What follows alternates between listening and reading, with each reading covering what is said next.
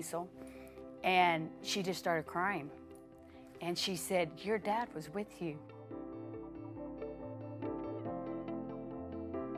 Here at the studio now, we are an all-encompassing studio. It was something that me and Dad had strived for years, to be self-sufficient here.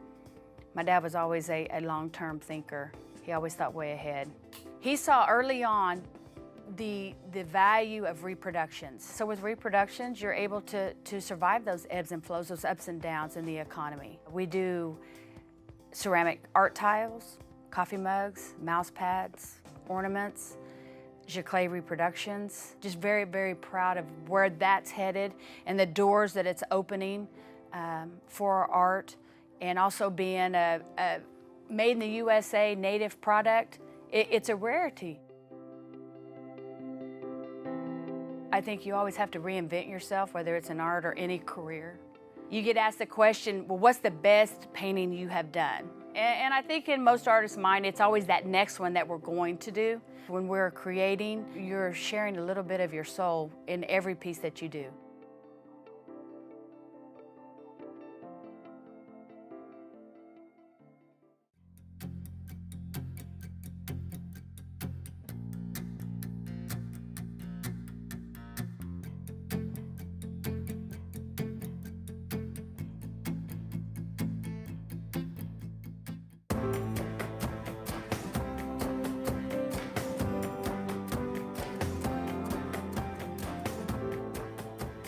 In 1847, the Cherokee Nation built the Cherokee Female Seminary in Park Hill near Tahlequah. It hadn't even been 10 years since the tribe was forced to relocate here following the Trail of Tears. The boarding school was the first institution of higher learning for women west of the Mississippi. The Cherokee Female Seminary educated thousands of Cherokees, and even non-Indian families clamored to send their daughters there. Studies included Latin, botany, chemistry, physics, and music. Tragically, on Easter Sunday in 1887, the school burned to the ground. But less than a year later, in 1888, the Cherokee Nation rebuilt the school on what is now the campus of Northeastern State University in Tahlequah. It's still a centerpiece of the campus today. The female seminary was a major contributor to the high literacy rates of Cherokee citizens, and by the 1890s, Cherokee literacy was higher than those of Arkansas or Texas. 3 columns from the female seminary survived that fire and are now part of the Cherokee Heritage Center in Park Hill, serving as a reminder of the school's presence there and creating a dramatic entrance for the center's thousands of visitors every year.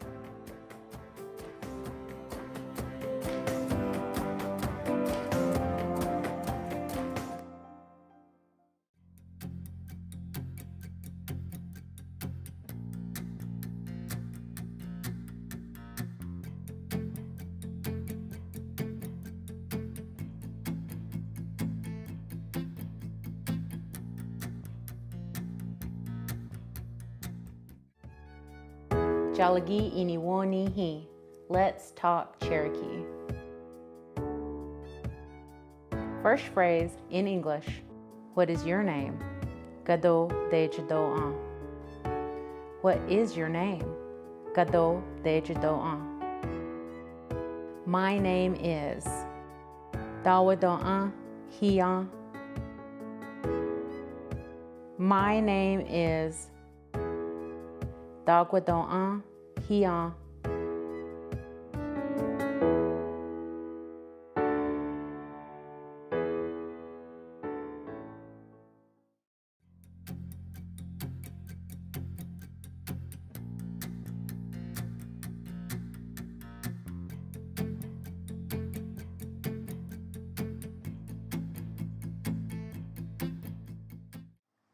Food is a big part of Cherokee traditions, from wild onions to knutschi.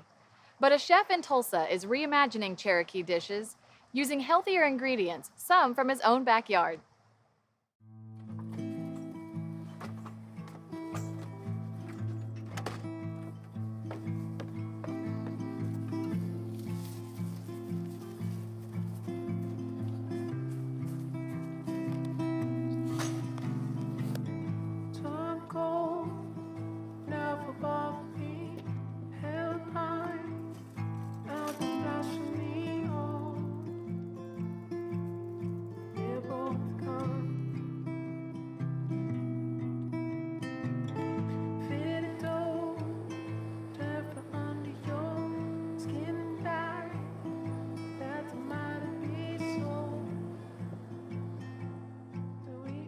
it comes back to like when I'm cooking, I feel like I'm, honoring my family.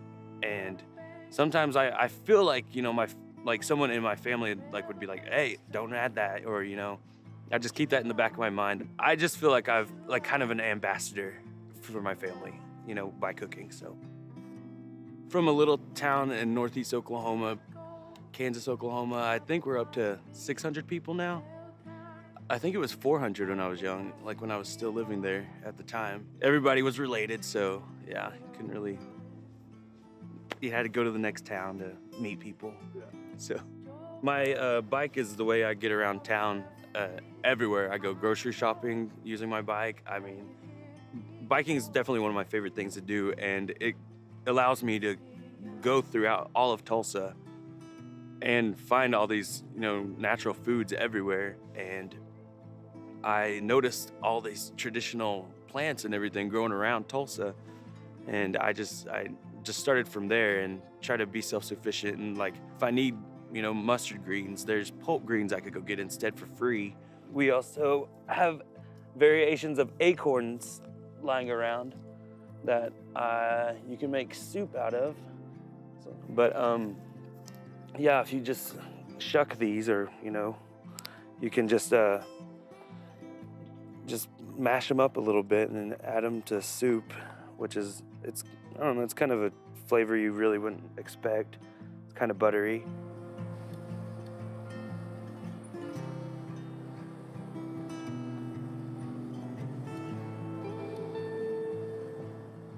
These are the wild garlic.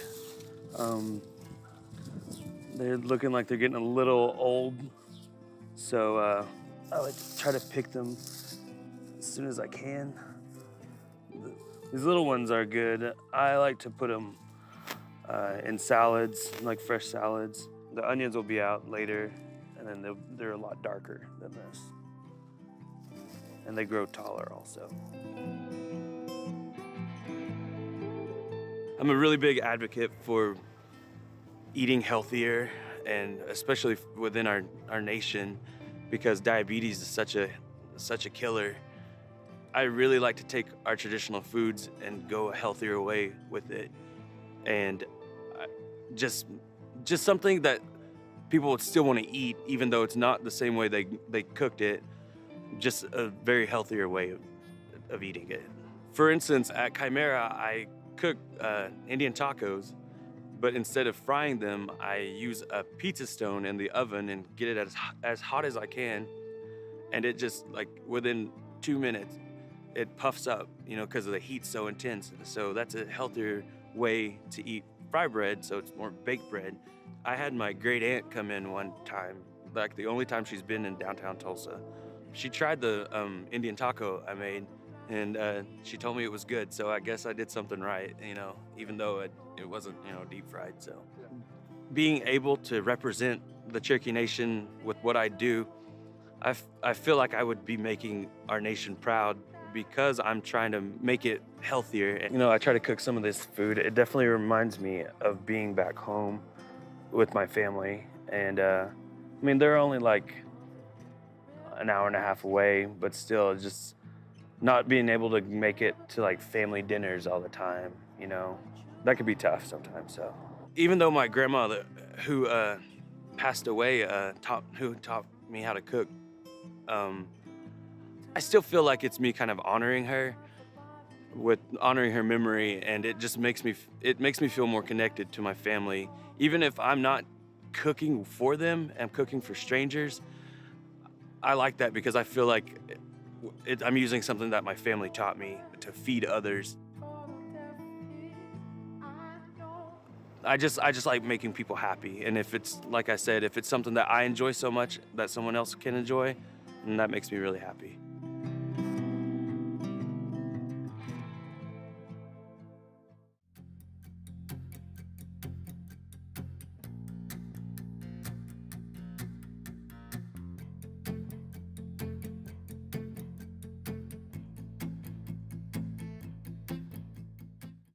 We hope you enjoyed our show. And remember, you can always watch entire episodes and share your favorite stories online at oco.tv.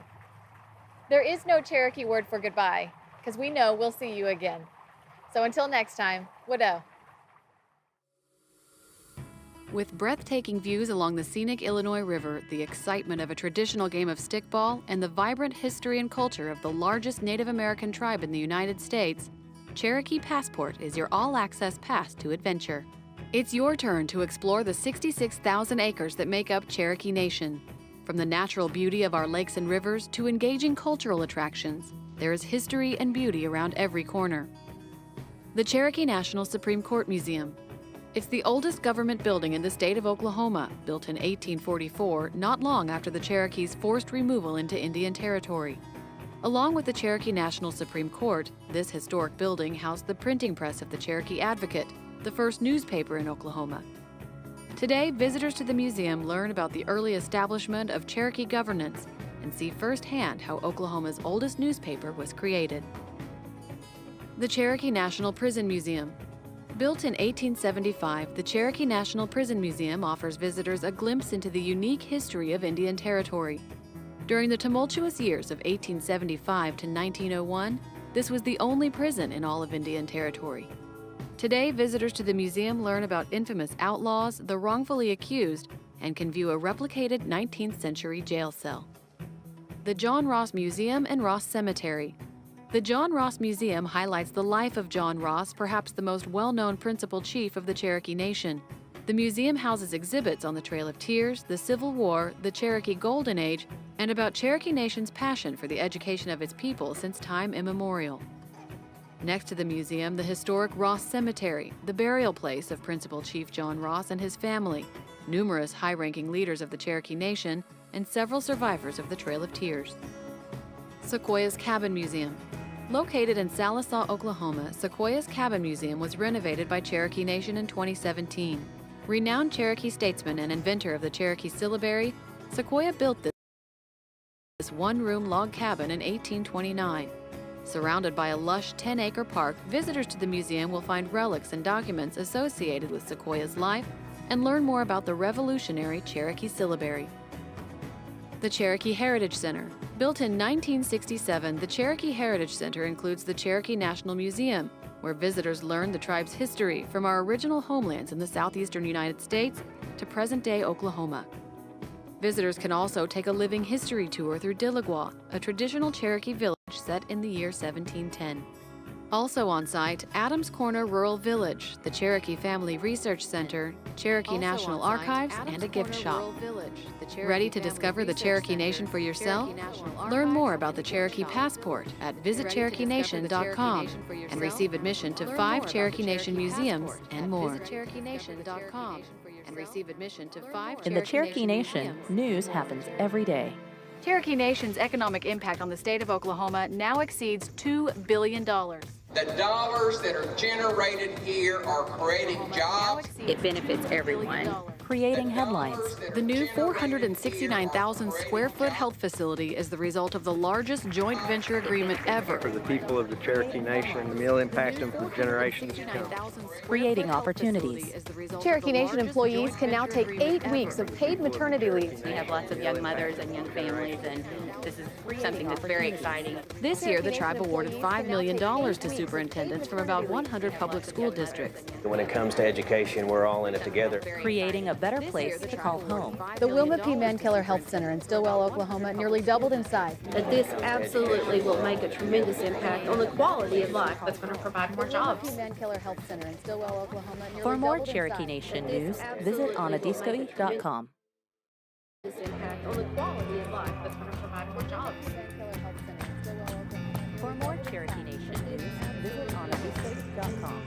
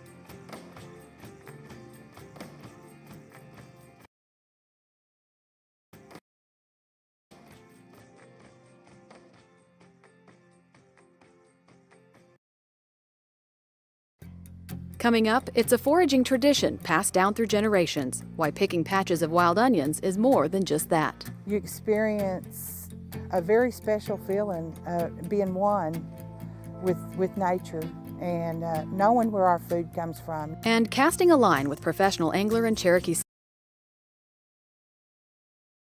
citizen Jason Christie. So one of the purest things that we can do as a person is go fishing. I mean, that's the way that our ancestors provided for the family, was catching fish. How he chose a life in the Bassmaster spotlight and why it means more to him than just fishing. Professional angler and it's a prehistoric plant integral to the lives of Cherokees and other southeastern tribes. Citizen Jason Christie. But populations of river cane are now sparse, to say the least. Well, we are taking back being stewards of our land and saying, hey, we're going to start protecting not only animals, we're going to start protecting plants. How he chose a life the Cherokee Nation is doing to bring the plant back. And later, it all started with a promise to her best friend, the inspiring story that brought Cherokee citizen Marcella Morton from couch potato to the Boston Marathon and more. The Cherokees. A thriving American Indian tribe. Our history. Our culture. Our people. Our future. The principles of a historic nation. Sewn into the fabric of a modern world. Hundreds of thousands strong. Learning, growing, succeeding, and steadfast. In the past, we have persevered through struggle. But the future is ours to write. OCO. OCO. OCO. These are the voices of the Cherokee people. I'm Principal Chief Bill John Baker. OCO, and welcome to the Cherokee Nation. We're so proud to share our stories with you. Wado. OCO, it's how we say hello in Cherokee. This show is the first of its kind, taking you through Cherokee country, bringing you the voices of the people who shape our nation. One of those people is Myra Robertson.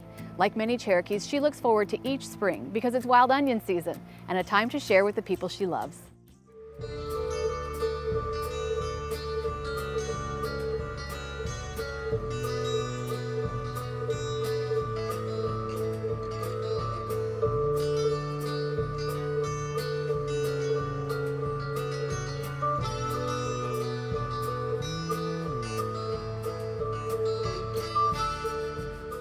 I would go along with my grandmother, my Aunt Nudge, and my mom, and I'd listen to them talk, and I'd help dig onions, and that's how I knew the difference. You know, there's of what to look for, where to look for them, and when you do it on a regular basis, you know, year after year, it's just something that's natural.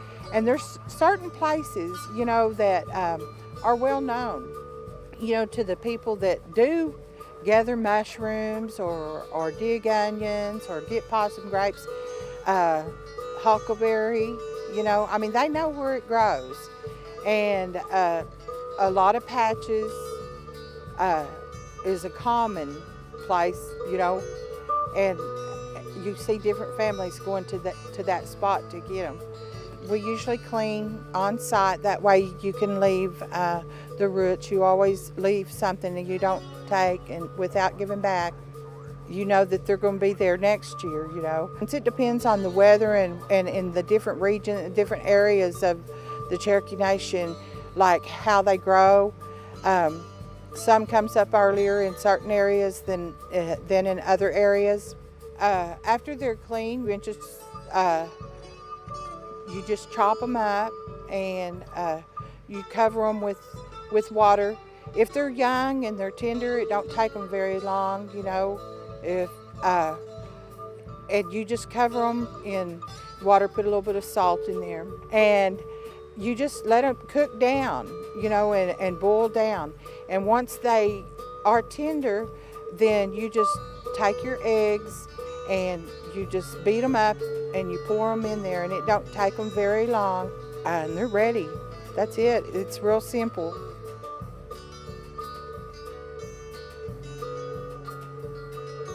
You experience a very special feeling, being one with nature and knowing where our food comes from, you know. And it's not just from the grocery store, you know, knowing that it was there, it was placed there for us.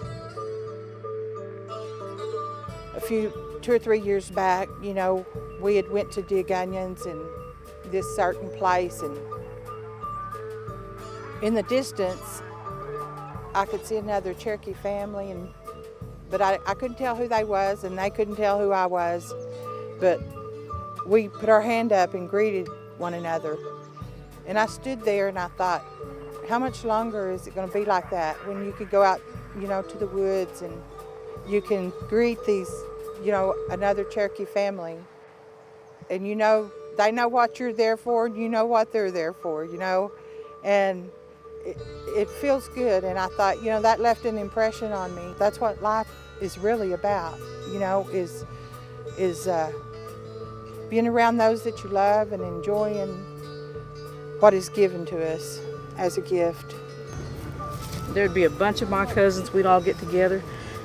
They didn't have to tell us to dig the onion. We did it ourselves, you know. We did it because it was fun. And I want this little one to grow up like that. And he will. As long as there's Cherokee people that teach, and I feel like that yeah, in 10 years from now, there's still going to be people digging onions.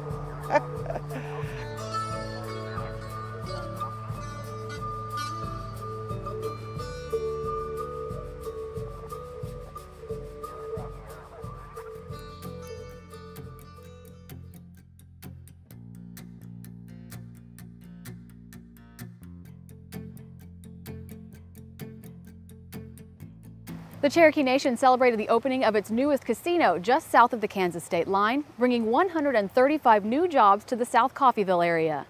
Cherokee Casino South Coffeyville offers 17,000 square feet of entertainment, including 300 electronic games, food, and drinks. The $10 million development brings 135 new jobs to the area, and 100 of those employees are Cherokee citizens. This is kind of a big opportunity for anybody outside of the area. It's a great day for the Cherokee Nation, where we have the opportunity to come as far north as the Cherokee Nation comes, almost to the Kansas line, and be able to create 100 Cherokee jobs, where jobs is the most important thing in this part of the Cherokee Nation.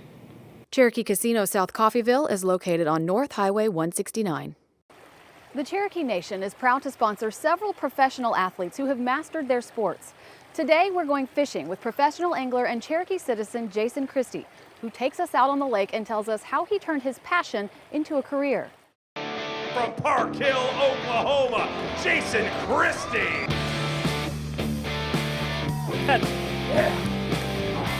10 pounds, 13 ounces. Jason Christie makes history with the greatest rally in Bassmaster Elite Series history. My name is Jason Christie. I live in Northeast Oklahoma. I was born and raised here, and I'm a professional bass angler. I was from one of those families that we didn't have, I'm not saying we didn't have anything, but we didn't have everything. We did things like sports, hunting and fishing. Those were the things that interested us and kept us busy. That's all I wanted to do. I wanted to be outside doing something. Basketball was what I wanted to do, and that's what I chose. You know, whenever I was coaching, I spent a lot of time thinking about, I was in the gym thinking, man, I'd like to be fishing or I'd like to be deer hunting. And now, you know, I never sat in the boat thinking, I wish I could be doing something else. 5 or 6 years after I started coaching, I pretty much just laid it down. I quit and talked to my wife and told her, I said, I'm not sure what I'm going to do, but I'm going to do something different. And what I wanted her to say was, why don't you start fishing? But I wanted her to say it. And literally, I mean, I thought, I'll take a 1-year vacation, I'll try it. If it doesn't work, I can always get a job coaching. All along, I wanted to do that, I just never thought I had the opportunity. And finally, I had the opportunity, and I knew it was now or never. Gotcha. Oh, it came off. Early memories that I can remember is we did a lot of camping, and I can remember I'd wake up, you know, and look down there and it'd be light, and my dad would be walking the you know, the shore fishing, and you know, he's doing some of it for fish to eat, but you know, a lot of it, bass fishing, he was just doing it for fun. And about the age of 10 or 12, I think my dad was starting to get out of fishing. And once we moved closer to the lake here, and I talked him into buying a boat, and I started winning some of this local stuff, it got him back into it. It got him excited to go. And it was cool because I'm out there, not only am I fishing, I'm making money, and I'm getting to do a lot of that with my dad. A lot of the guys that fish professionally, they don't fish every day. And I don't fish every day, but I fish a lot. Right now it's 32 degrees and we're looking at probably getting in the high 30s today, and a lot of people think, well, you're crazy.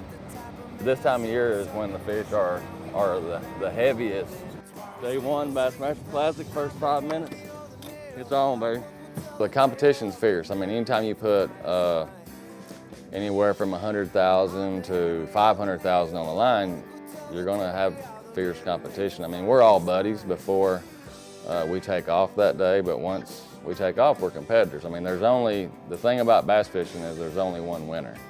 We're kind of like a circus. I mean, we all roll into one town, we have a competition, and we all roll out and move to another town. You know, it's a competition, and it's combined with one of the purest things that we can do as a person, and go fishing. I mean, that's the way that our ancestors provided for the family, was catching fish. But it's something more than that, you know. It's the mental part of it, and the schemes and things that you can do different to make yourself a notch better than everything else. 15 pounds, 3 ounces, Jason Christie has done it! What I'm about is chasing trophies, because trophies, if you get trophies, you're gonna make some money, and you're gonna win tournaments, and I'm doing this as a profession. I love it, but I'm doing it as a profession. How can I best provide for my family? And I feel like this is it. I've learned to build my brand, you know, Jason Christie Fishing, and the sponsor group around me, and we're a team, you know, me, Cherokee Nation, Falcon Rods, you know, all of us, we're a team, and we support each other, and that makes it easier for me. I don't have to catch a fish every time I go to make a living, you know what I mean? So really helps if you can catch fish too. It's just happened so fast that you kind of forget where you started, and sometimes I sit back and just say, hey, I'm the guy that was driving a motorcycle from pond to pond, catching perch, and I'm the same person that you see when you drive down the road. You see the kids fishing off the bank. That's me. Really, I would like to fish till I'm about 50. Have enough money saved up where I can buy 1,000 acres, put my house dead smack in the middle of it, and watch my kids grow up. The cool thing about my job is it is what I love. And to be able to do it for a living, I mean, it just proves that if you have a dream, you know, you have the opportunity to chase it, and that's what I've done. And I was lucky. I was a hard worker, and I wanted it really bad. It lets me tell kids and even adults, if you have something that you want to do, you know, if you have a dream, and no matter what it is, anybody can do it. If I can do it, you can do it.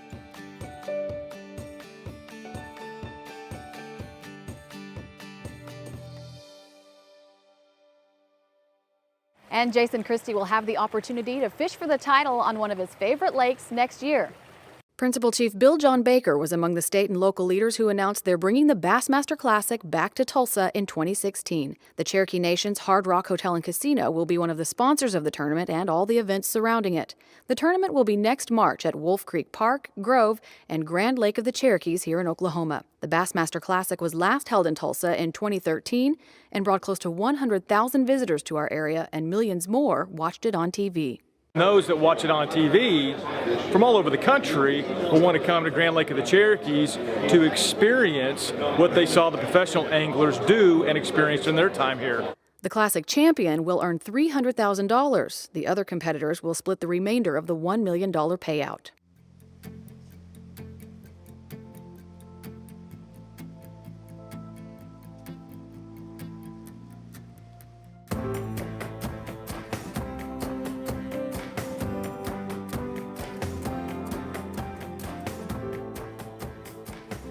Before he was Oklahoma's favorite son, Will Rogers was a Cherokee cowboy from Indian Territory trying to make a name in entertainment. After years spent in Wild West-style traveling shows, Rogers successfully honed his trick roping act with a heap of grounded humor and folk wisdom for the rowdy vaudeville stage. When he made his Broadway debut in the musical comedy The Wall Street Girl on April 15, 1912, Rogers was billed as Lariat Bill, expert with the rope. But that night, he's said to have played a role that even he could not imagine. Betty Blake Rogers, his wife, would later recall that the show's debut performance was interrupted when word spread of the sinking of the Titanic and the hundreds of lives lost in the frigid Atlantic. Lariat Bill, she remembered, somberly delivered the news to the audience. The Wall Street Girl was short-lived, but Rogers would soon move on to major stage stardom in the Ziegfeld Follies and then in Hollywood motion pictures. No matter how far Rogers' wit and talent took him, his persona as Oklahoma's Cherokee cowboy and an ambassador for goodwill remained. That legacy is celebrated today at the Will Rogers Memorial Museums in Rogers County.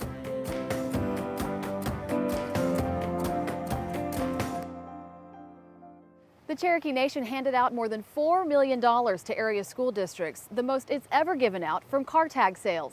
The tribe awarded checks to 107 school districts during the annual Public School Appreciation Day luncheon. The checks totaled $664,000 more than last year and included 16 additional school districts. As everybody knows, our state's, well, right now we're facing about a $650 million shortfall in preparing the budget for next year. So we know the news for public schools is not going to be good when next year's budget comes out. So this money will help offset some of that loss we may be facing in the future. Last year, the Cherokee Nation expanded its tribal car tag sales to be statewide instead of just the 14 counties within its jurisdiction. Because of that, 10,000 more tags were sold than last year, bringing in the extra revenue that made the additional funds available for schools.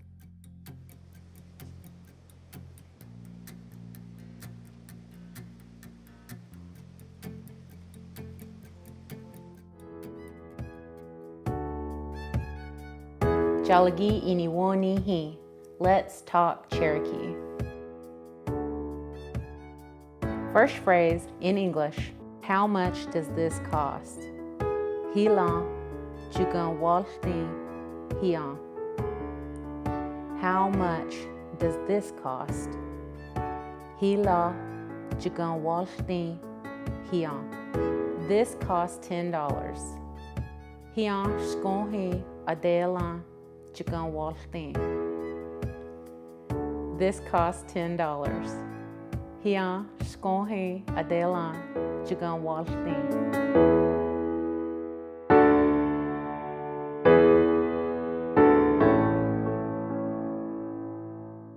It's a culturally important plant to the Cherokees called river cane. For years, its population has been threatened to near extinction. But as Cherokee citizen Roger Kane shows us, conservation efforts are the first step in bringing it back.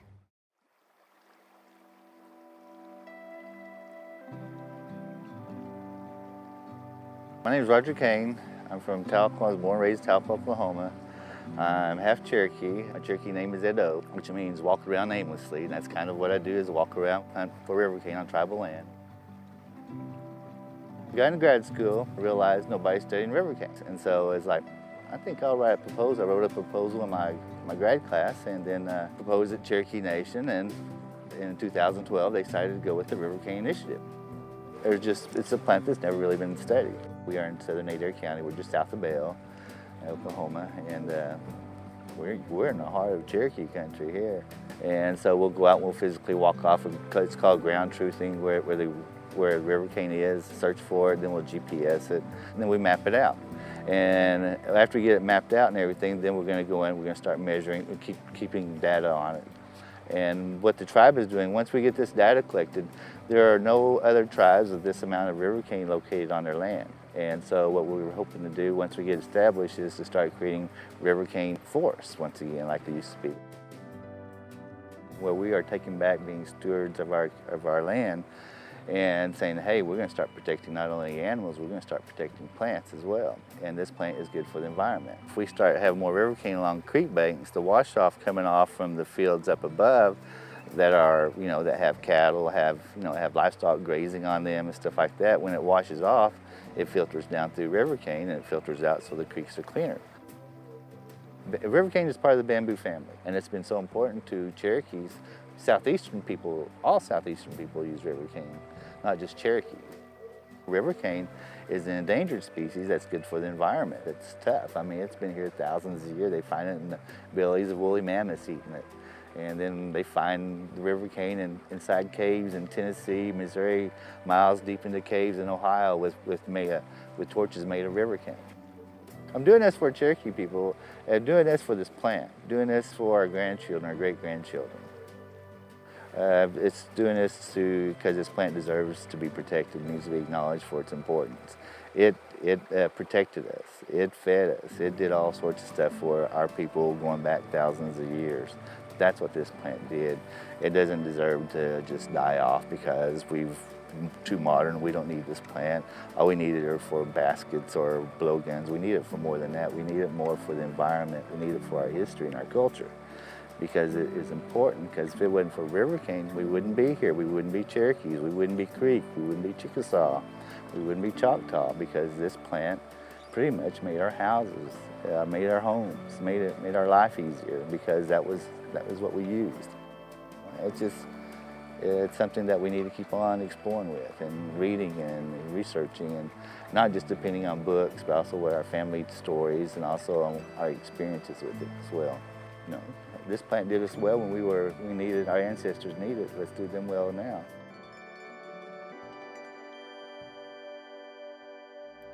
In eastern Oklahoma, in a town called Westville, there's a retired school teacher who, with a promise to a friend, changed her life forever.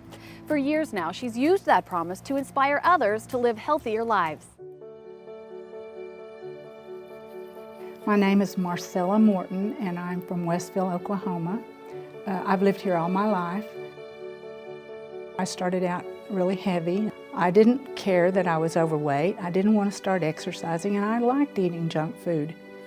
My friend Janet Franklin, we had been friends since 3rd grade. We were Indian girls, and we just did everything together. We both chose a path of health that wasn't very good, and both of us began to gain a lot of weight after we'd had our daughters. I tore up so many pictures.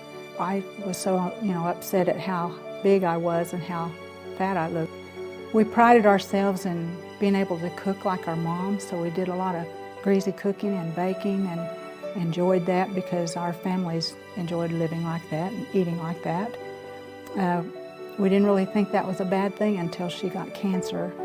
One day I went to visit with her and I sat down next to her on the couch and we were looking at some yearbooks, and she said, I want you to make me a promise. And she said, I want you to promise me that you'll do something about your health. And so I said, okay, I promise I'll do something about my health. And she looked at me and she said, no, you have to pinky swear. So she lifted her hand and put her little finger up, and her hand was just shaking. She was so weak. And we linked our pinkies, and I said, I promise you I will do something about my health. About 2 weeks after she was gone, I was standing in the kitchen, washing dishes, and just over my shoulder, I heard a voice, and it was just as plain as if you were talking to me, and it said, you promised me. I went into the bedroom and I dug out the only pair of tennis shoes that I owned at that time, and I went outside and I walked for 15 minutes. And it was the longest 15 minutes of my life. I didn't want to walk, I didn't want to exercise. And I finished that 15 minutes and I remember looking up going, is this what you want? So that's exactly how my exercise started. Pretty soon it became running. At the end of 2 months, I could really tell a difference in my body, in my legs, and the way I felt. And I had a lot more energy. And I wasn't sick normally in the fall like I was, had been in the past. So I could see that it was doing some good for me. It just kept progressing because I did the 5Ks and then I wanted to do a 10K. So I did my first 10K in Tahlequah and survived that. Tulsa Run, and then after that I heard about the Jinx Half Marathon. I wanted to do Jinx, so I ran Jinx Half Marathon, and I remember just being so excited because I ran a half marathon, and I thought, if I can do that, I can do a full. And I thought, what a great tribute that would be to my friend to run Boston in her honor. Did some more research and found out that you did have to run a marathon preceding, at a certain time for your age. So I thought, well, maybe I can do this. So my first attempt, I went by myself to Dallas White Rock, and I got right up at the very front of the line, and I didn't feel like I belonged there. So I moved myself back in the pack, but I missed my qualifying time by 8 minutes and 54 seconds. So I had to go back the next year and try again, pick the same marathon. Second time I did things a little bit different. I took my daughters with me, and I knew that they were waiting for me at the finish line, and I ran my qualifying time at age 51. But I remember when my daughters finally got to me, we were just jumping up and down and screaming, and because I'd made it to Boston. Well, it's probably the most exciting race that I've ever been in. It's held on Patriots Day, so all the schools are out, the stores close. Everybody comes out for Boston because it's such a big deal. You gotta understand, I came from couch potato to Boston, so that's just one of the goals I set. And I remember praying and saying, "Dear Lord, just give me enough strength to have my arms upraised when I finish this," because I was getting so tired. I would think about her, and I would think about the promise I'd made to Janet, and I knew that it was the right thing for me to do. Across the finish line, and I did have my arms up. I lost 7.5 pounds and 8 toenails during Boston. That's how tough it was on me. I work for a program called Educational Talent Search. It's a program that deals with students who want to do something post-high school. We encourage them to go to college or to some kind of career tech after high school. I do tell them my story, and I talk about students who really feel like maybe they're from a small town, or their family maybe doesn't support them that much. They can set their own goals, and if they work hard enough, they can achieve practically anything that they want to. Oh, my running group, we are a group of 6. I'm the mentor, I guess. We're called the tribe, the B tribe. Oh my. I think my life would have been a very boring life had I not taken up running, because running has opened up so many avenues for me. I wouldn't have been able to speak to so many people like I have. I just need to talk about Janet, because I wouldn't be here if it weren't for Janet. I kept my promise. Marcella is also part of the Cherokee Nation's Wings program, where she's rewarded for physical activity. If you'd like to learn more about that program, go to oco.tv and click on links mentioned. We hope you've enjoyed our show. There is no Cherokee word for goodbye, because we know we'll see you again. So until next time, Wado.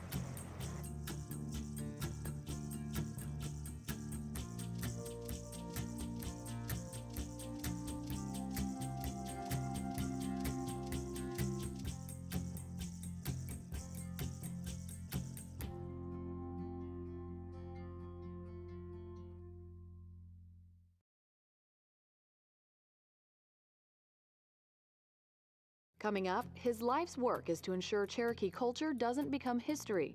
How Tommy Wildcat spreads the Cherokee message, and why he works so hard to keep our traditions and language alive. And they were once on the brink of extinction, but bison are making a comeback in Cherokee country. I'm proud to see them here. We're doing something that is helping a species that's helped all Native American people. And our herd is growing. We'll catch up with the first bison calves born in the Cherokee Nation. Plus, Smithsonian storage. So what we have in the collections that you're seeing here with pre-removal objects, for the Cherokee, the importance of those objects cannot be overstated. A rare behind-the-scenes look at Cherokee artifacts stored in the archive collection of the National Museum of the American Indian. And he's the outgoing president of the Oklahoma FFA. He's Cherokee, and he's making quite a name for himself, one speech at a time. The Cherokees. A thriving American Indian tribe. Our history. Our culture. Our people. Our future. The principles of a historic nation. Sewn into the fabric of a modern world. Hundreds of thousands strong. Learning, growing, Succeeding.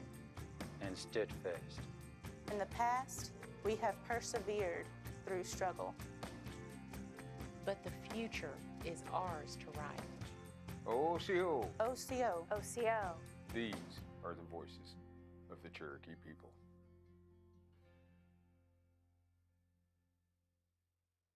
I'm Principal Chief Bill John Baker, OCO, and welcome to the Cherokee Nation. We're so proud to share our stories with you. Wado. OCO, it's how we say hello in Cherokee. In this episode, we visit Washington, D.C., where each year the Smithsonian's National Museum of the American Indian holds a special event called Cherokee Days. It's a special time for Cherokees as we celebrate our culture and heritage and share it with others on a national stage. Artisans demonstrate their crafts, and culture keepers lead demonstrations with museum visitors. One man has been sharing the Cherokee story in communities across the country for decades. Tommy Wildcat is a sort of cultural ambassador for the Cherokee Nation. Tommy's most well known for playing the flute, but says his life's work is ensuring Cherokee culture lives on for generations to come.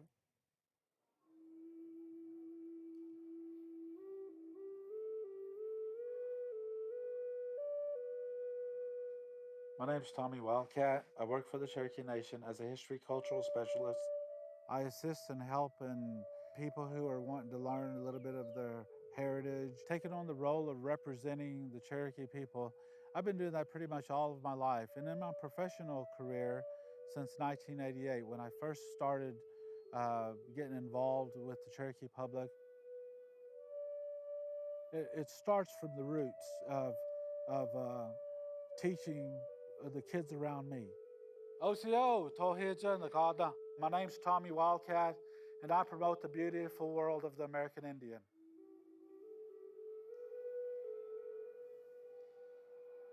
I've sort of pioneered my own career. I was a supervisor at the Cherokee Heritage Center's ancient village. I was hired as a stomp dance leader. Through the summer, we had taught about 10 boys and girls, and this one lady who is a national treasure. Her name is Lena Blackbird. And she came up to me and says, well, I just want you to know, this summer has really changed a lot of them boys and girls. A lot of them young boys and girls never connected to anybody to teach them the traditions and heritage. She says, but you know what? You really did something with them. And you made a really strong impact on them. Since that day, I never stopped. I've always loved my heritage. My parents were involved in the traditional ceremonial dances. All of my family were brought up into it. That was the strong background of memories that I have. Hearing the ancient songs of our ancestral people, it most definitely shaped my life.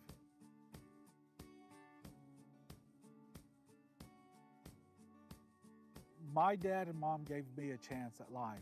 Ceremony dancing, talking as much Cherokee because it was their only language. We were the minority in our own region and community.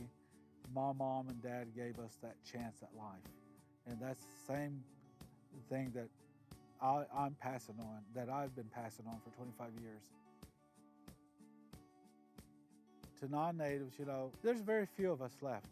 Traveling around for the Cherokee Nation, to the uninformed public, to let the world know that we're still here, we're still alive, we're thriving, we are prospering more than ever today in 2015. Now I'm going to play another song for you, one of my most prized compositions on the Indian flute. In fact, it's my newest one. I call it Dona Da Goha'e, which is in every American Indian language, we have no words for goodbye, but we'll see you again.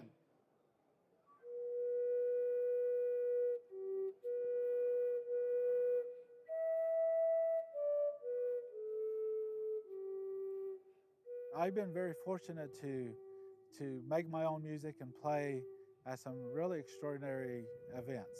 After I got through playing, so many people would come up to me, talking to me about my music. They would be entranced with my songs. That's the most meaningful things of my career in music. If my grandfathers and fathers were here with me, they would all be helping me. Over half my life, I've been doing this. I think before I pass on to the next life that I'll be doing this till I can't do it no more. One more time. 1, 2, 3.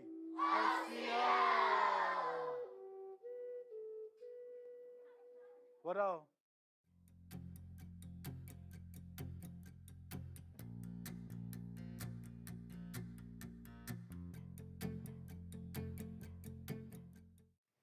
People from all over the world visit the National Museum of the American Indian. It houses one of the most extensive and diverse Native American collections. In a rare opportunity, we get to show you some of the museum's most impressive Cherokee artifacts, which are actually housed off campus in the archives. NMAI's Cultural Research Center is a state-of-the-art building about 15 minutes away from Capitol Hill. It's home to collections from North and South America and the museum's research programs. The center's curator gave us a tour. Well, Jennifer, this is the collection storage area of the Cultural Resources Center of the National Museum of the American Indian. It was built in 1999, and it was built to store the collection of the NMAI. The core of the collection comes from a private museum from New York City. The Smithsonian built a state-of-the-art storage facility, and state-of-the-art these days is what's called compactable storage. So all these units that you're looking in, they can move. This facility, as I say, was built to store the collection, and there are over 800,000 objects in the collection. While the museum houses 1,300 Cherokee objects, old and new, only about 100 are from Oklahoma. Most of the artifacts are from North Carolina, and an even smaller number date back to pre-removal, before the Cherokee people were forced onto the Trail of Tears. More traditional material is all this river cane basketry. As you can see, there are a lot of baskets. Over here we have pottery.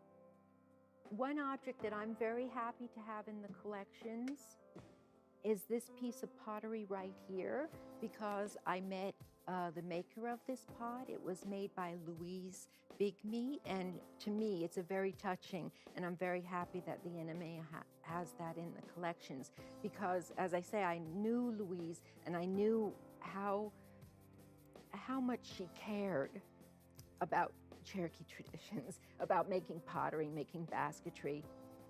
When it comes to NMAI's collections, there are two men curators hold in high regard for preserving so much of the Cherokee culture. A Cherokee from the Eastern Band named Will West Long and an anthropologist named Frank Speck. Okay, so we have spread out on the table for you several Cherokee objects. And so what I have out here is some of the material that Frank Speck collected while he was working with Will West Long. Cherokee have a very, very strong dancing tradition, and Speck worked with Will West Long to understand what the green corn ceremony was about and the dances involved in the green corn ceremony. So what you have here are masks from animal dances and the booger dance, and then you have the fans that are also used in dances. An object we have over here that's very interesting, and I think you'll like a lot, is a pipe bowl that was collected in Tahlequah, and written on the side of the pipe, if you look carefully, if I tilt it in the right angle, you'll see syllabary. So that is a very unique and a very special piece in our collections. I'd like you to look at these Cherokee moccasins, because again, these are pre-removal. So just for that reason, they're very special. They're made out of black deer hide, tanned black deer hide. They're beaded, and they are lined with silk. And that's not something that somebody would expect to see in the collections. Okay, this dates to the removal period and before Cherokee removal. If you look very closely, that there were different colors of silk, and it was done in a very sophisticated ribbon work pattern. It's a very rare object, and it's in very bad condition, but still it's a pre-removal object. So there are not very many of these around. So what we have in the collections that you're seeing here with pre-removal objects. For the Cherokee, the importance of those objects cannot be overstated. And the people that work at the NMAI and in this collection storage area are very conscious of how important this material is to tribal people.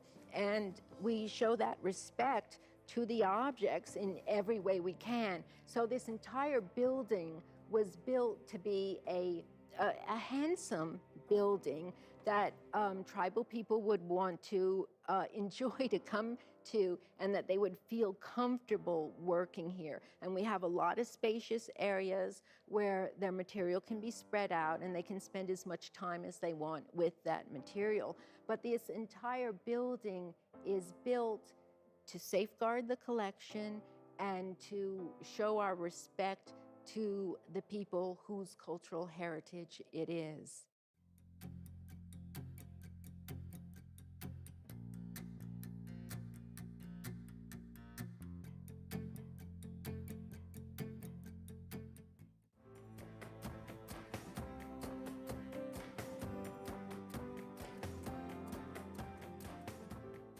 Not far from the United States Capitol building, the historic Congressional Cemetery sprawls across 35 acres along the Potomac River. It was founded in 1807 and is the final resting place for thousands of Americans, including members of Congress, their families, and other U.S. dignitaries. Some of the headstones here belong to Cherokee citizens, too, each one with a unique story that offers a glimpse into our nation's history. One of those is William Shorey Cootie, born in 1806 in Tennessee and the nephew of celebrated Cherokee chief John Ross. Throughout his lifetime, William traveled back and forth between Indian Territory and Washington, D.C. as a Cherokee delegate. For years, he negotiated for the nation's sovereignty, and for a time, he was president of the Cherokee Senate. Cootie authored two very important documents, the Act of Union between the Eastern and Western Cherokee and the 1839 Cherokee Constitution, which formally joined the previously splintered Cherokee factions and framed the Cherokee government for decades to come. In 1849, William S. Cootie became ill while in Washington and died on April 16th. He's buried alongside his 17-year-old daughter, Henrietta, who died while visiting him there just a month earlier.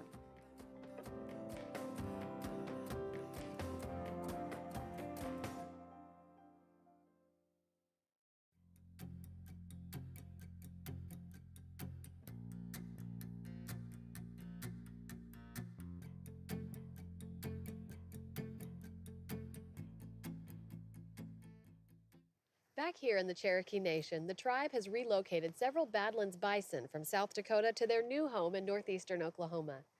We checked in on the herd just after the first calf was born on Cherokee soil.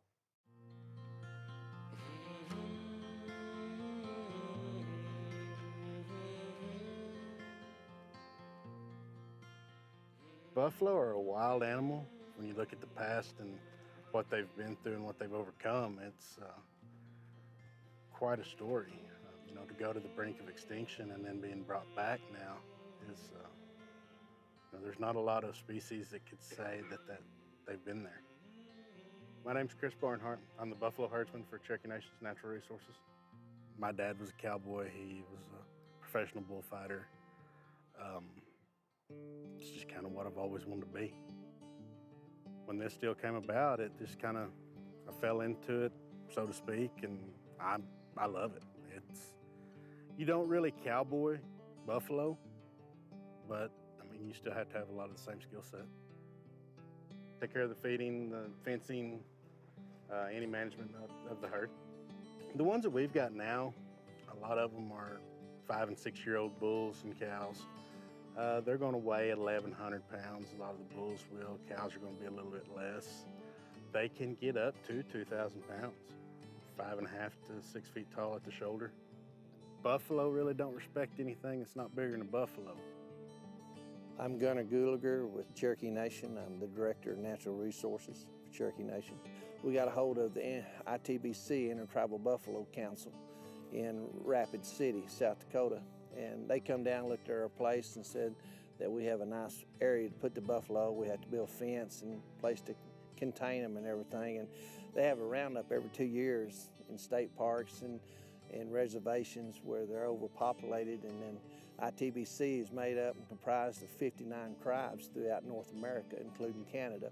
And Each tribe is allotted so many buffalo, how many they want, up to 50 head. So we started out with 50 buffalo. I think we have 38 mamas and 12 bulls, and now we have 9 new calves as we're talking today. Since the calves have been born, most of them are born away from the herd, and within a couple hours when they're up and moving, the mother brings them back into the herd. They have gotten to where they stay in more of a secluded areas right now, you know, be in the woods. This morning we did kind of push them out of the woods. There were actually 5 of the babies and their mamas that still stayed in the woods. We didn't want to disturb them too much. They were the younger ones. They're a new thing. It's been years since there's been buffalo around here. I can remember when I was a small child that there were a few at the Heritage Center. But since then, there haven't been many around. So people are really curious about them. In the 1800s, they were hunted for hides mostly and driven to the point of extinction. I think at one time it was as low as 800 total in the nation. A lot of that was because the government didn't regulate it, because the Plains tribes did use it. I mean, the buffalo was their sustenance. They used every part of it, and that's, you know, it was kind of an eradication of both the Plains tribe and the buffalo.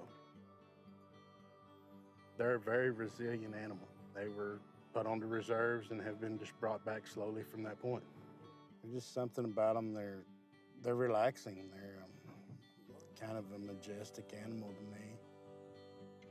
Kind of sounds funny, but they're just, nothing really bothers them. I mean, just like right here, they don't jump up and run out of the way. They kind of go with the flow, and it's relaxing. It's their world. We just kind of get to live in it. I'm proud to see them here. We're doing something that, you know, is helping a species that's helped all Native American people throughout time.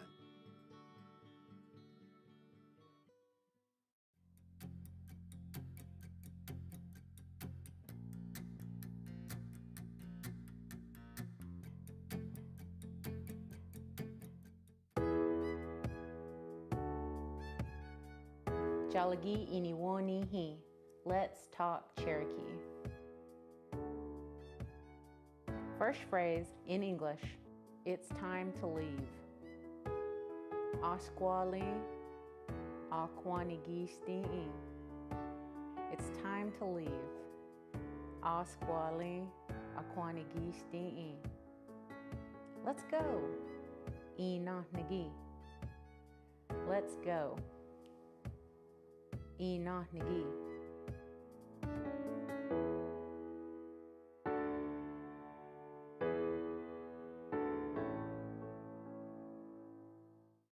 Cherokee Nation is proud so many of our young people are leaving a positive impact on the world around them, and that includes Garrett Reed. We checked in with Reed as he was finishing up his term as statewide president of Future Farmers of America. FFA members and guests, welcome to the 3rd General Session of the 2015 State FFA Convention. The always rise to your feet and give it up for your 2014-2015 State FFA Officer Team! That's what I like to hear right there. That's what we like to hear.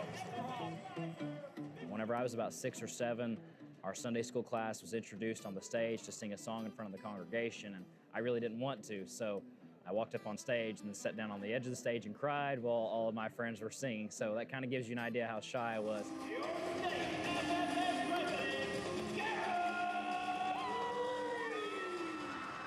My name is Garrett Reed, and I am currently serving as the state president of the Oklahoma FFA Association. I was actually a top 10 freshman at Oklahoma State this past year. I made my first B, and that was really, really tough. I had to call my mom and talk to her about it. I was pretty upset about it. So now I'm actually a sophomore, though, at Oklahoma State.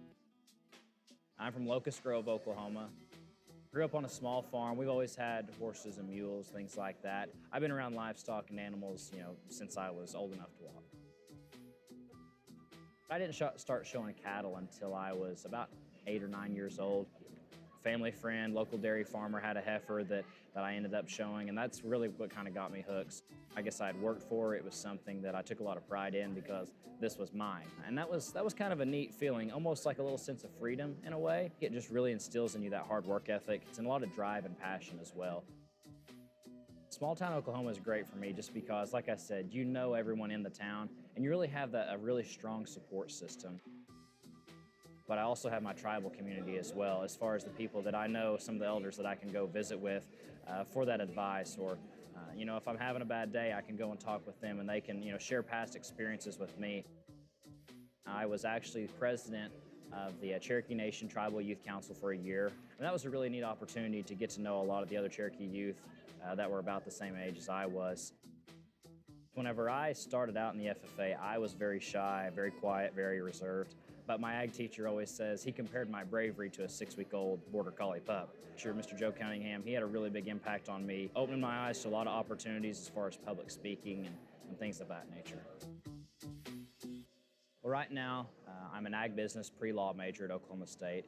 And upon graduation, right now, I feel like that I'm going to end up going to law school. Trying to stay in the ag industry as much as possible with the law degree. I feel like that would be a great way for me to use my public speaking abilities, but to use a lot of the networking and the connections that I've made within the ag industry, you know, to continue to be a fighter for agriculture and the Cherokee Nation as well. This convention is so great because this is where we honor, you know, a lot of those hardworking FFA members from across the state. You know, this is where they receive all of their awards. This is where they get the recognition for all the hard work that they put into their FFA career, and I think that's a really neat opportunity for them to be recognized on the big stage. Yeah, it's really cool. We've got all the lights and the lasers and the music going everywhere. There's constantly something going on. I never would have imagined I'd be in front of 10,000 people, you know, quite a bit, getting to speak. So it's definitely opened up a lot of doors for me and a lot of opportunities. It's a really humbling feeling whenever I'm on stage in front of all those people. For want of a nail, the shoe was lost. For want of a shoe, the horse was lost. For want of a horse, the rider was lost. For want of a rider, the message was lost. For want of a message, the battle was lost. For want of a battle, the kingdom was lost. And the kingdom was lost, all for the want of one horseshoe nail.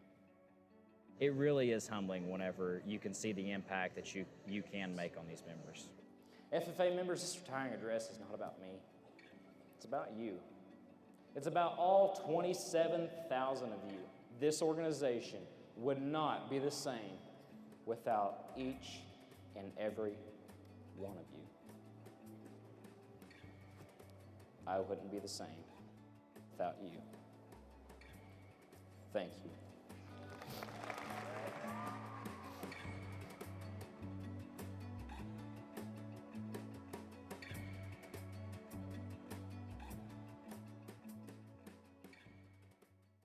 We hope you enjoyed our show, and remember, you can always watch entire episodes and share your favorite stories online at oco.tv.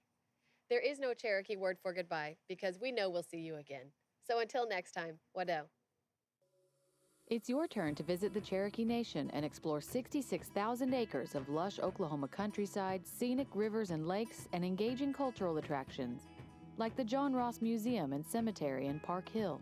The museum is set in a former rural schoolhouse built in 1913 and highlights the life and legacy of the influential Cherokee chief John Ross. Ross was principal chief of the Cherokee Nation for nearly 40 years during one of the most tumultuous and impactful times in its history. Born in 1790, Ross was a native of the old Cherokee Nation in what is now Georgia. He rose to prominence at a young age, and by 1827, Ross had served his nation as a delegate to Washington, D.C., as a veteran of the Battle of Horseshoe Bend, and as president of the Cherokee National Committee. In 1828, John Ross was elected principal chief of the Cherokee Nation for the first of many terms. Ross fought tirelessly against President Andrew Jackson's Indian removal policy, determined to protect the Cherokee homelands. Ultimately, Ross was unsuccessful in preventing the devastation that was the Trail of Tears.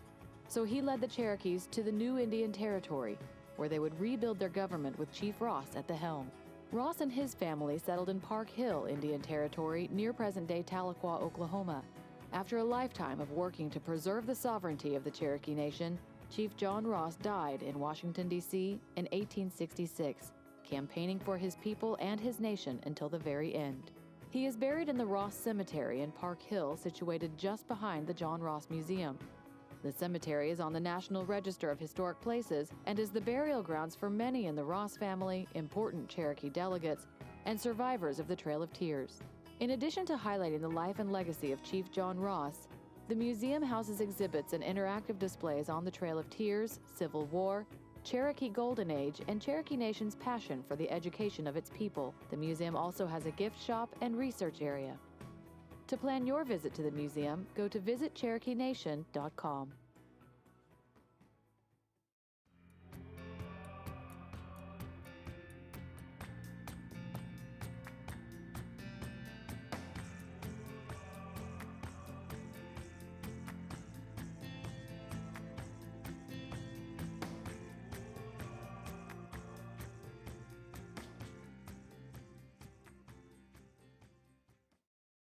In the Cherokee Nation, news happens every day.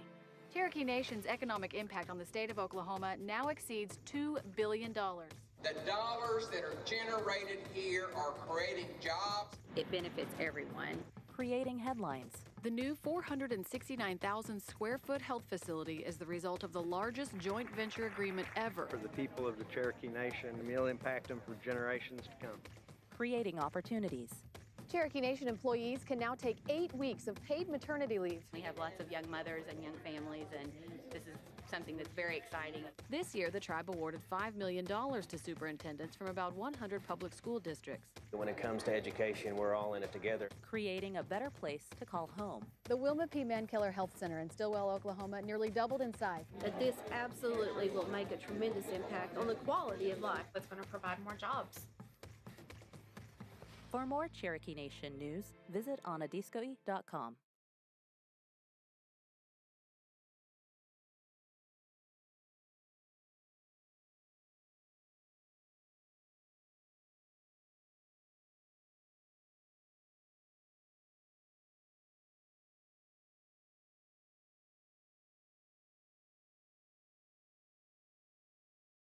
Coming up, we get in the ring with Cherokee citizen and mixed martial arts fighter Jamie Ambush Jones and learn what it takes to be the ultimate tough girl. I like being a girl in this sport because it's rare. And award-winning artist Jane Ostie shows us how she turns mud into a masterpiece. I dig native clay because I want to know how to do it, and I don't want that knowledge to ever go away. What her pottery tells us about Cherokee history, and respecting the words of our elders.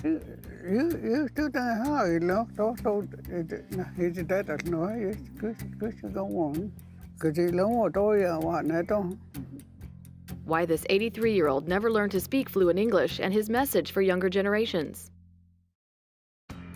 The Cherokees. A thriving American Indian tribe. Our history. Our culture. Our people. Our future. The principles of a historic nation. Sewn into the fabric of a modern world. Hundreds of thousands strong. Learning. Growing. Succeeding. And stood fast. In the past, we have persevered through struggle. But the future is ours to write. OCO. OCO. OCO. These are the voices of the Cherokee people.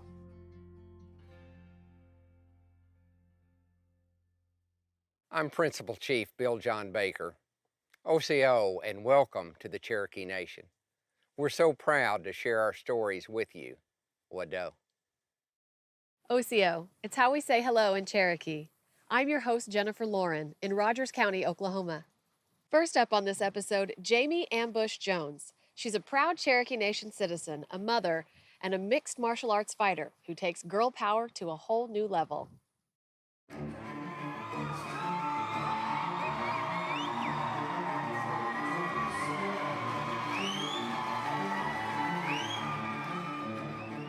It's anxiety, it's excitement, it's a little bit of nerve. It's like riding a roller coaster. You get that pit in your stomach. That's what the edge is. And to me, that's like the best feeling ever. My name is Jamie Ambush Jones, and I'm a professional Cherokee MMA fighter. I like being a girl in this sport because it's rare. It's becoming more and more common, don't get me wrong, more mainstream, but when people come in there, I don't know how many times I've heard people say the women's fights are so much more exciting than the men's fight. Not because they know more or they do more, but because it's women, you know. In the past, you know, you would hear cat fight. You know, when women fight, it's a cat fight. It's not like that now. You know, you go in the ring, you see just as much technique, you know, maybe not as much power, but pound for pound, the power that a man has, and you see just as much hard work and effort. And I try not to let it, oh, you're a girl doing this, you know. No, I'm a fighter doing this. I just happen to be a girl. MMA fighting is a lot of things. It combines every type of martial arts. To me, it's the discipline and the determination, you know, the learning curve with putting everything together into one and making it work. I was the only girl in a house full of boys. My dad, they wrestled, they boxed, they did different things, and so back then I was the willing or unwilling participant, the practice dummy. It all started at home with my dad and my brother. She's actually trained with me for about 1.5 years now, at which time she's excelled very well. She is an extremely hard worker, very dedicated student, very much a team player, always there to help out with other students. We feel that it's very important for women to be able to defend themselves. One of Jamie's main training partners is a high-level purple belt in Brazilian Jiu-Jitsu, a young lady named Kim Blake, whose son many of you may know as Randy Blake, world kickboxing champion Randy Blake. She came in already, you know, with a lot of knowledge, but she came in with the humble attitude that she wanted to improve, and she wanted to work on her foundation, work on her basics, which is the reason that we're here and the reason that she's here. It can be very taxing, you know, on you, you know, your body, your health, but your family as well. They're along for this ride with you. My husband is Kewan Jones. He played football at Jinx and OU, University of Oklahoma. He was a star running back, and he is now part of my strength and conditioning, which he rather enjoys. It makes it a lot easier to have that support. You go from, you know, in between fight camps to where, you know, you train every day. And then when you start that fight camp, it's mental preparation. Your body is only as tired as your mind is. And so as bad as I'm feeling and all that, I would rather not have that show on fight night. So that's why I go as hard as I do. Being Cherokee is one of my main sources of pride. I mean, growing up in the capital of the Cherokee Nation, I want to carry that tradition and let people know where I came from. I got that fighter mentality because of our heritage. If you go to my fight, I wish you'd catch a scan of my mom, because I give her the best seat in the house and she'll watch every fight, and she's in the lobby during my fight or in the bathroom, you know? And so when my son wrestles or my girls are in here and they're going against each other, I know exactly what she's feeling. When I see them and the stuff that they do, I'm even getting cracky voice right now. It's just, it's amazing, honestly. And I come here every day. They're so understanding of the time I spend away from them. And that's why I make the most out of what I do. You know, when you see me punch the bag here, when I'm punching, that's what I'm thinking of. You know, I could be home with my kids, I could be here. The fact that I'm not is the reason why I'm not gonna quit.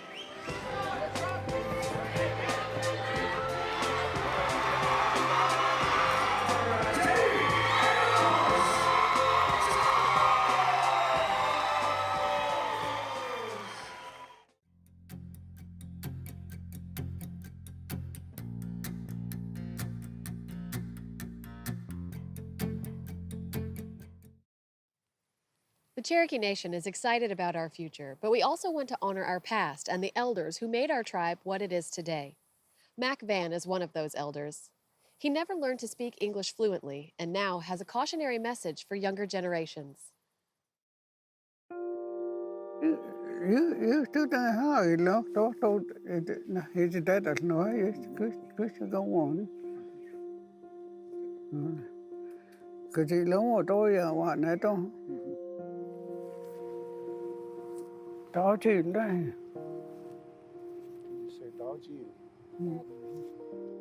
Mac only speaks Cherokee, and he's probably just a handful. One other person that I know is his sister, 90 years old. I've learned from them. And he only had that in the old like a lifted. She gets the need on I grew up speaking the language. That's my first language, and everywhere I went to my grandma's house or great-grandma or to the neighbors, that's all we spoke is Cherokee. And then as I grew up, I could see that our language is, basically less spoken. And I noticed the trend of the kids not speaking, probably around 1990s. That's when really our elders were dying out, and this language was going with them.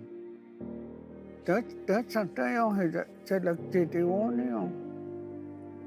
I don't that's no. That's there's a dot not and you know the got and you know that's a lot good. Called the Haskin Gus. As a teacher and trying to preserve the language, that's hard to swallow, because that's my language. That's our culture. Everything that we do is based on culture. Once the language is gone, who are we? If we lose our language, what are we? Our people knew that if we didn't teach our language, that we'd be in this state. Our elders knew that. Mac's living by himself here, no family hardly around, and that's typical in our communities now. It's just those small families that get together. There's not big gatherings like we used to do when I was growing up. He tries to keep that alive by having hog fries, inviting everybody in the community to come here and to socialize. That's what he said. He likes to talk to the people in Cherokee, and that's what he does.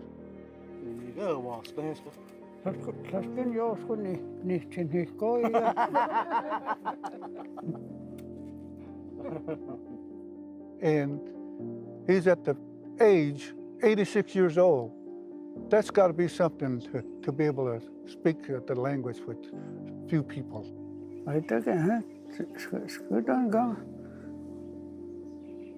To die, you know, something. You got needle. I can't one. I don't down there, and I saw the younger ones were not speaking it. And that's where we realized, we gathered kids and started teaching the kids. And we started the immersion school.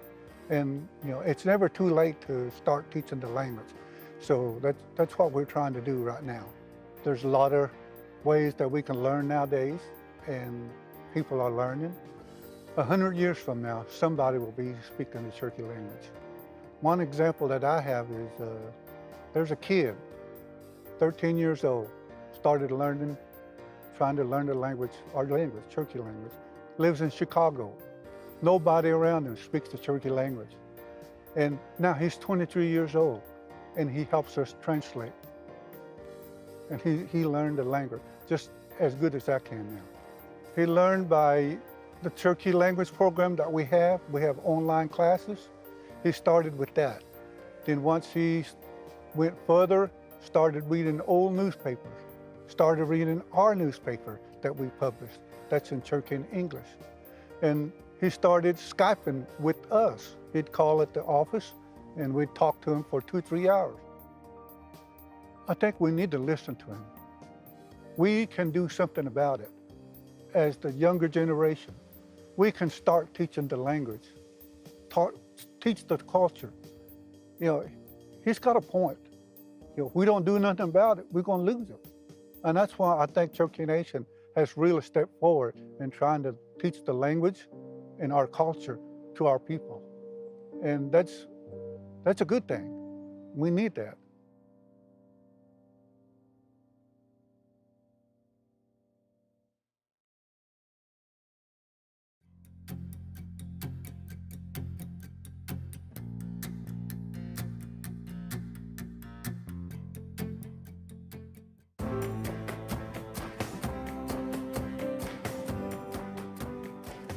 Mary Golda Ross is known as the Cherokee rocket scientist, an aerospace engineer, and the first Native American female engineer who helped put a man on the moon. Ross was born in Park Hill, Oklahoma on July 9, 1908, and grew up in Tahlequah, the Cherokee Nation's capital. She was the great-granddaughter of renowned Cherokee chief John Ross, and at a young age developed a special interest in math and science. She graduated from Northeastern State Teachers College, now Northeastern State University in Tahlequah, and taught math and science in public schools. Ross herself returned to school to study astronomy, and in 1942 was hired by Lockheed Aircraft Corporation in California.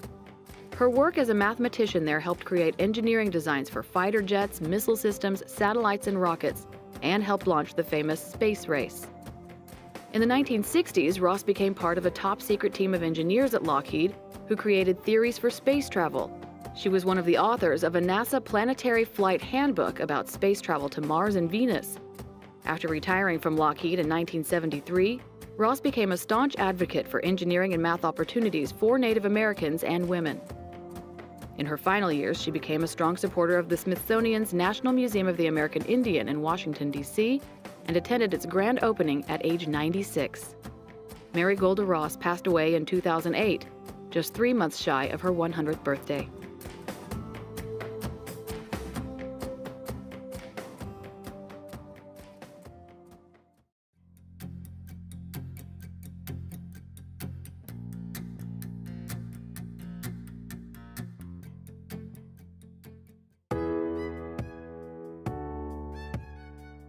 Jalagi Iniwoni Hi. Let's talk Cherokee. First phrase in English. Which way should I go? Hatla iditla yiwagilosi. Which way should I go? Hatla iditla yiwagilosi. North. Uhyadla. North, Uhyadla. East, Dikalaga. East, Dikalaga. South, Ugontnawui. South, Ugontnawui. West, Wudeliga. West, Wudeliga.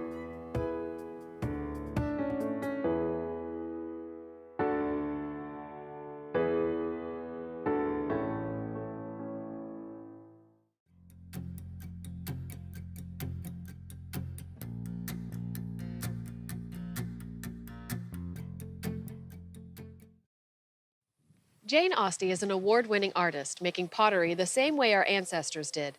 Her work is sought after by collectors across the country. But as Jane told us, it's an ancient art form that might not have survived Indian territory, if not for the work of one woman, her mentor.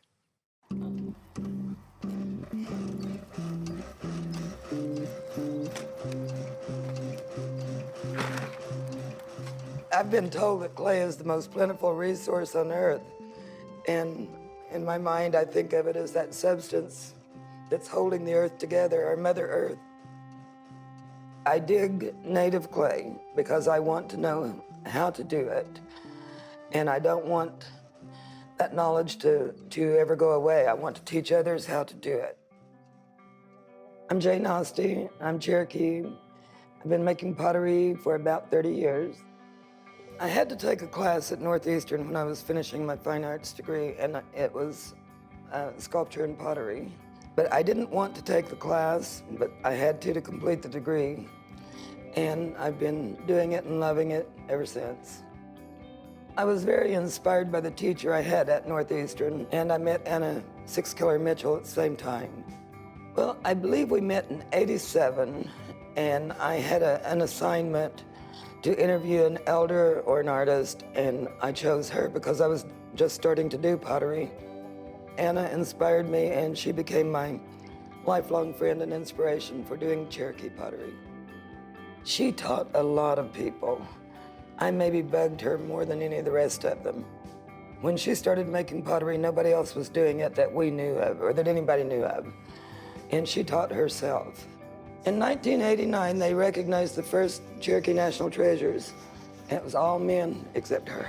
I got it in 2005. It felt really good to be following in her footsteps.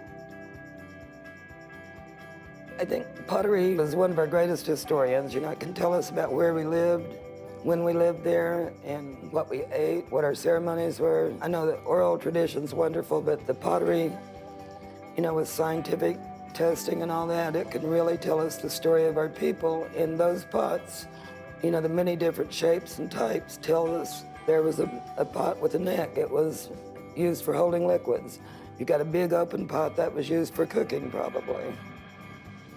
And it's maybe just been the last little over 10 years with internet and people that we've met in the East that we've found out some things are specifically Cherokee. Lately, I try mostly to stick to things that I have been told at least are Cherokee, especially in the old paddle stamping, where the paddle stamped pottery started with making a flat piece first and fitting it over another item.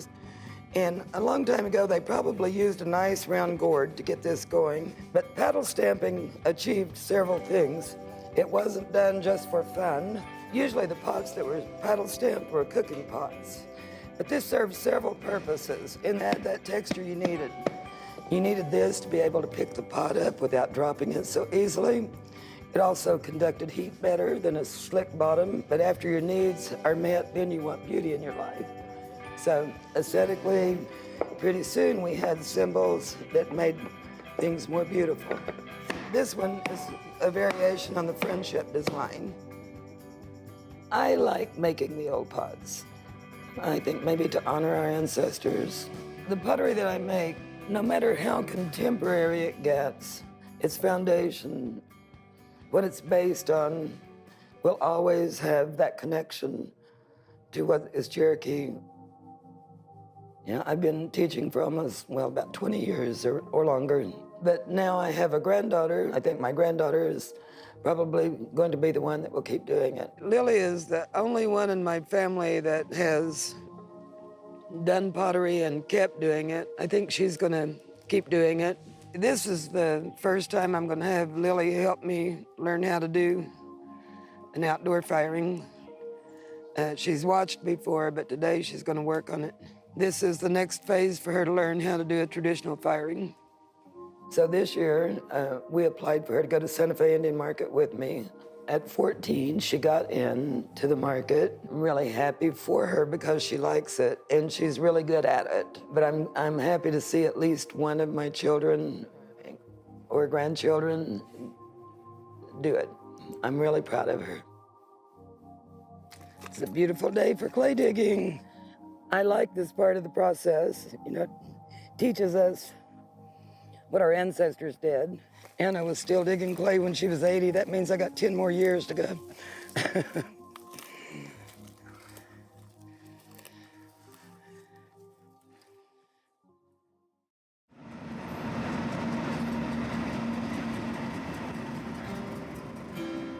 Good afternoon, I'm Jesse Nighthawk. Down here in beautiful downtown Tulsa. This song's about unification. It's called We Are One.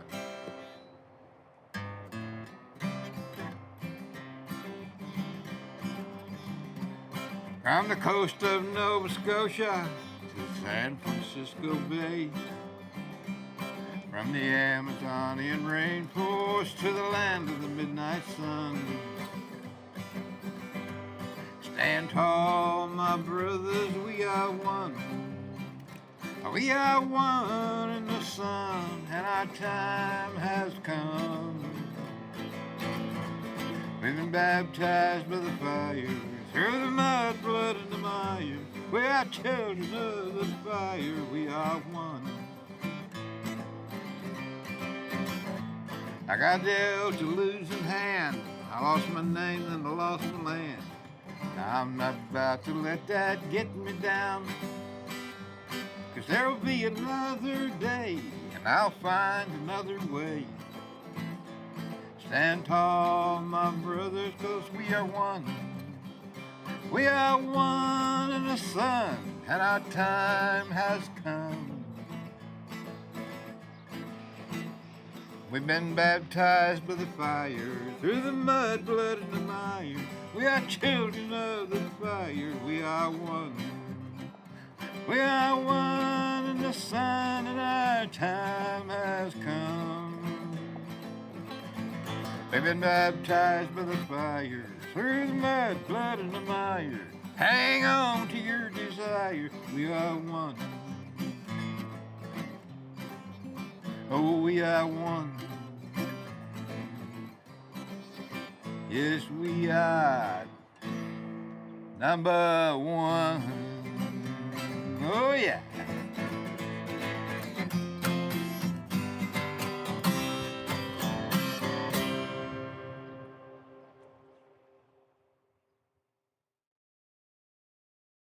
We hope you enjoyed our show, and remember, you can always watch entire episodes and share your favorite stories online at oco.tv. There is no Cherokee word for goodbye, because we know we'll see you again. So until next time, Wado. With breathtaking views along the scenic Illinois River, the excitement of a traditional game of stickball, and the vibrant history and culture of the largest Native American tribe in the United States, Cherokee Passport is your all-access pass to adventure. It's your turn to explore the 66,000 acres that make up Cherokee Nation.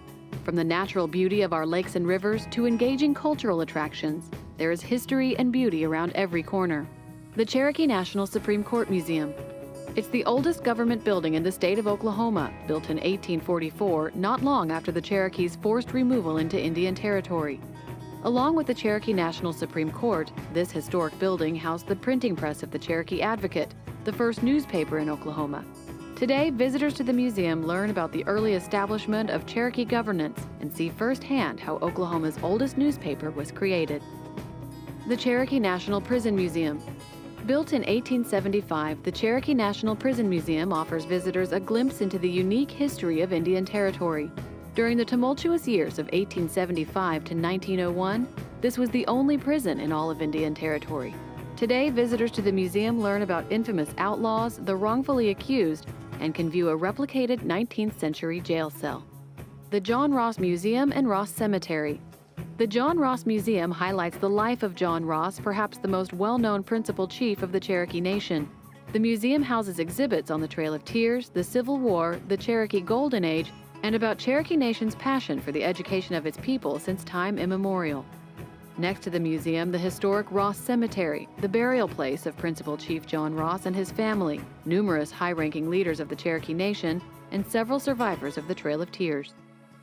Sequoia's Cabin Museum.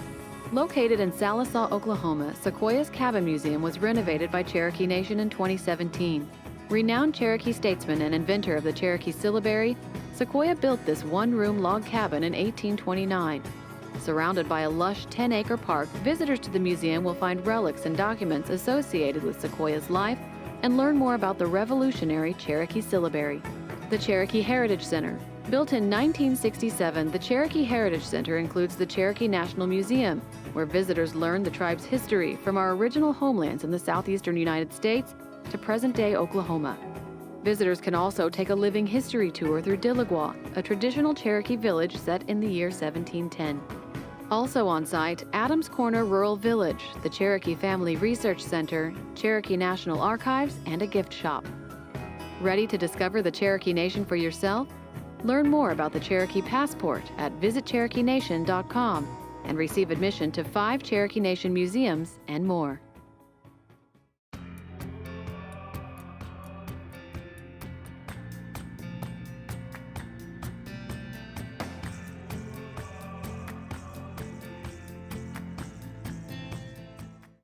In the Cherokee Nation, news happens every day.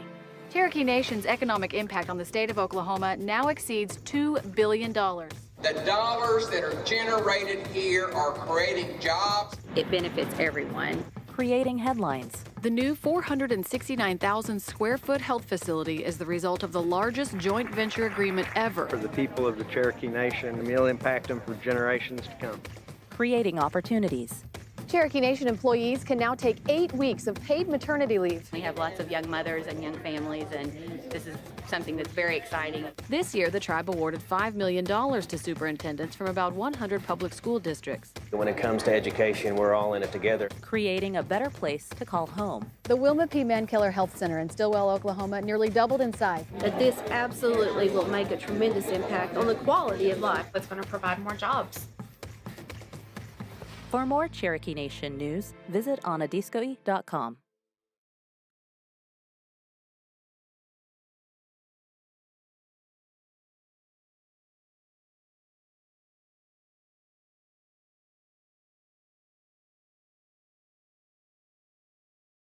The Cherokees. A thriving American Indian tribe. Our history. Our culture. Our people. Our future. The principles of a historic nation. Sewn into the fabric of a modern world. Hundreds of thousands strong. Learning. Growing.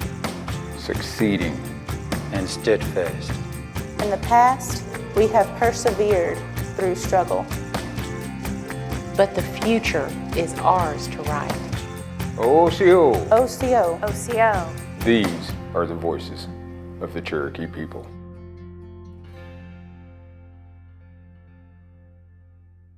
I'm Principal Chief Bill John Baker, OCO, and welcome to the Cherokee Nation. We're so proud to share our stories with you. Wado.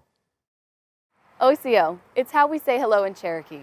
And welcome to Cherokee, North Carolina, home of the Eastern Band of Cherokees in the Great Smoky Mountains.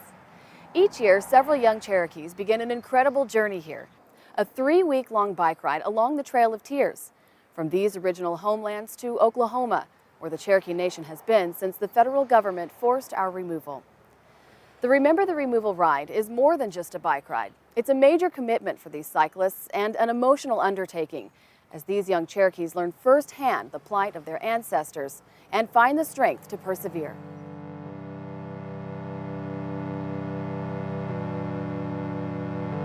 Coming into the mountains, it just had this strange effect. It just felt like I was coming back to a place that I'd missed. I didn't know that I had missed it. It was like I was coming home.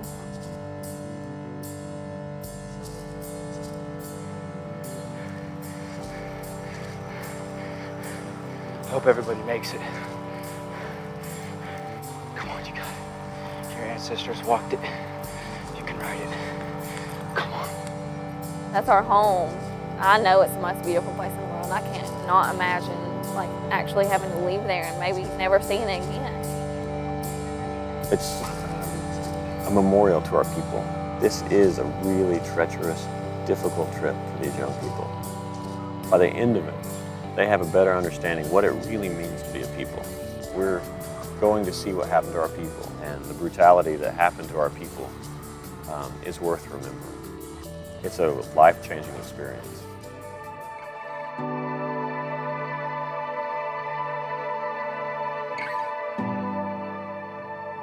In today's classes, like in the history classes, there's like one page devoted to the Trail of Tears. I want to know more. If we don't know this stuff, then it's going to get lost. I'm going to really know for the first time fully what it means to be Cherokee, because I'm going to experience one fraction of what they went through. It's a very moving time, just to honor the people that made the trip the first time. You know, the ones that didn't make it, the ones that did make it. Just in honor of everything that did happen. Most people don't realize to the degree of how brutal the Cherokee removal was. We didn't want to move to Oklahoma, but the brutality of it, you know, the first 1,800 were forced from their homes onto boats, suffered great loss. It was the removal of our homeland, away from everything we knew. Our stories are tied to it. So when these kids travel this whole distance and see all these major sites, they're changed. They bleed, they sweat, they cry. It's hard on them. And they do it as Cherokees. They do it together. Getting prepared for this has been extremely fun. I've been waiting for months for this, and I'm ready now. We found out, those of us that are on the ride, that we got accepted in January, and we really started training in early February. So I mean, it's been a pretty long process. Ever since then, you know, it's been bike training. At the very beginning, training was difficult, but I just remembered my ancestors went through worse than I did. In our send-off ceremony, I didn't really understand the spiritual, emotional, mental kind of toll that it takes on you. Have a great trip. Love you too. Oh, it was emotional, saying goodbye to my mom and my brother. As we were leaving, I had to leave my nephew, and I did not want to. I was there the day he was born, and it was hard leaving him because I know I'm gonna miss so much. Bye, KK. Wave. I think it's weird because we've been training for so long, and the end is finally, like, the goal is finally in sight. Like, it's been months. Yeah. It's gonna be fun. The car ride was phenomenal with all the friends that I've made, and it was a great time. The first thing we did was we drove from Tahlequah, Oklahoma, all the way out to Cherokee, North Carolina to meet up with the Eastern Band. In 2011, the Eastern Band started sending riders with us, which I think is really important. Arriving in North Carolina and meeting the Eastern Band and everything was amazing. You know, we get to learn a lot about each other, you know, and become friends, you know, a bond that we, you know, will share for a lifetime with this experience. We do have our differences, you know, our cultural differences, but a lot of stuff still is the same. It kind of shows that we are one people. We come in solidarity to honor this event that affected both of us. We get genealogists to actually go through their kids' Arriving in past. North Carolina and Once they do our genealogy, we know where our families was amazing. and they track it from removal time all the way back, sometimes to the 1700s. Knowing about our ancestors, knowing about each other, where we each come from. It's one thing to talk about who your relatives are, but it's another to see them. Charles Hicks, he was a principal chief, so I'm a direct descendant of his brother, William. Tristan Tremblay is actually my third cousin.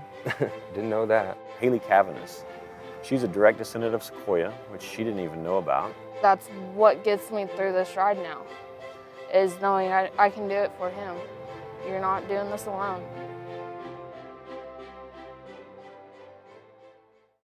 One of the most significant historic sites in the Old Cherokee Nation is New Echota, our former capital in Calhoun, Georgia. New Echota was the capital of the Cherokee Nation leading up to the removal on the Trail of Tears. This time the government was operating, covering about 15,000 Cherokee in the east of the Mississippi River. The official capital was designated in 1825, and so you had buildings that were here already. 48 buildings, 4 dozen would have included the public buildings like the council house behind me, the Supreme Court house, but it also, of course, included people's houses, their cabins, typical farmhouse of that time period. It's the location for where the current government that they operate under started. This is where the Constitution was written, and this is where the foundation for what they're governed under today started. It's the beginning point for Native American journalism. The first Native American newspaper in a native language, the Cherokee Phoenix, and later called the Phoenix and Indians Advocate, was started right here at New Echota. And it's really the first attempt at a native tribe for a Republican form of government. It's the starting point to a lot of people for the Trail of Tears. But because the Treaty of New Echota was signed here, a lot of people consider this the official starting location of the removal.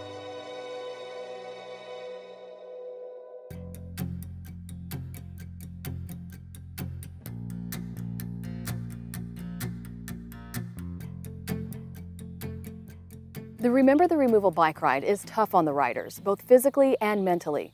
They'll ride several hundred miles in the heat of the summer across 6 states in over 3.5 weeks. Many of the riders say there's something special about this part of the country, the original Cherokee homelands. They found a feeling of belonging and a deep sense of loss, and that helps push them forward. It was pretty moving when we first started seeing the hills, and you started thinking, you know, these are the same hills that my ancestors looked at, you know, for thousands of years, and they walked around in here, and they lived here, and they're buried here.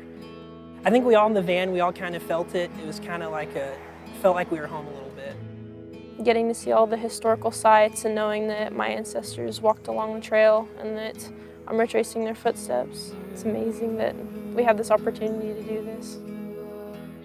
Oh, yours.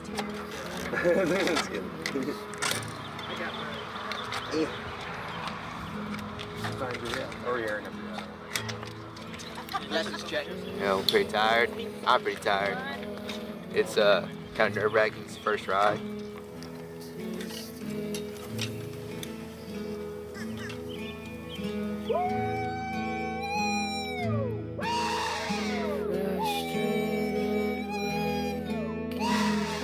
We have a small prayer normally, and then we do the war call. It's kind of like each of us calling for the challenge of the day, whether it's climbing a big mountain, whether it's a long day, whether it's the rain, or whatever the conditions may be. We're just making that challenge to ourselves and for ourselves. Woo!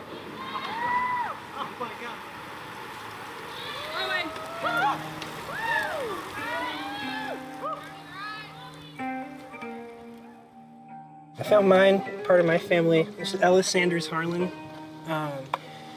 He's from Georgia. I guess these numbers mean like the 4 means that's the number of Cherokees that were with him. The 1 is the number of white people, and the 0 is the number of slaves that were with him.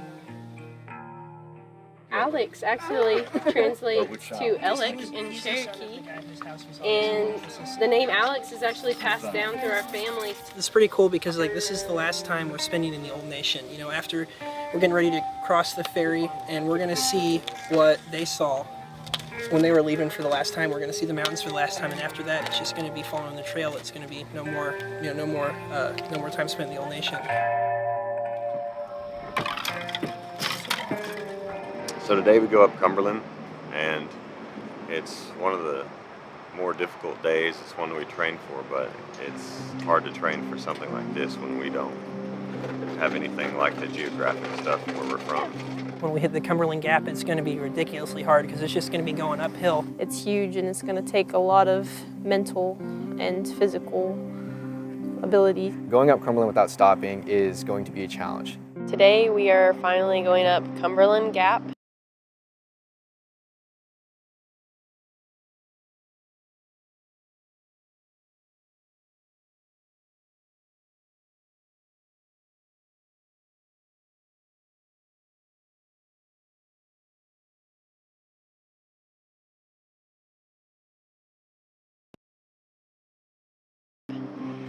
Our big, huge mountain, and it's a pretty big day.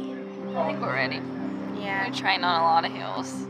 We will see struggle from probably everyone because I don't think you can ever truly be ready for Cumberland Gap unless you've already done it. Today's the day. Today is the day we climb Cumberland.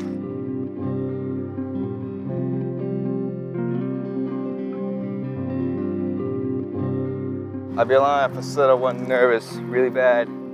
So far, long gradual incline. We're rolling into it. Doesn't look too bad so far.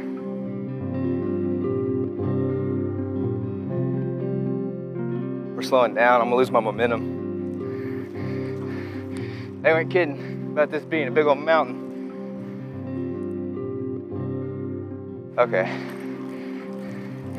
Now it's getting pretty steep. Come on, baby. This is it. What I've been training so hard for. I'm tired. I want to quit.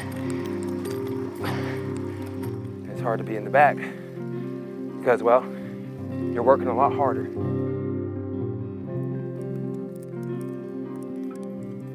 We're gonna ice it and take some medicine and see how we feel. I just don't want her to hurt it any more than she has.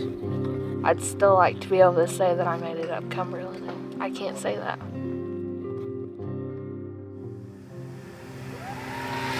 Wasn't as bad as I thought. Cumberland Gap has officially been accomplished and conquered.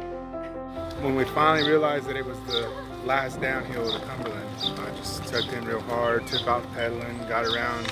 I was amazed. I didn't think I was gonna break 50, but I checked my max speed and it was at 55.3. So. Come on, baby. Come on, we can go faster. Come on. Woo!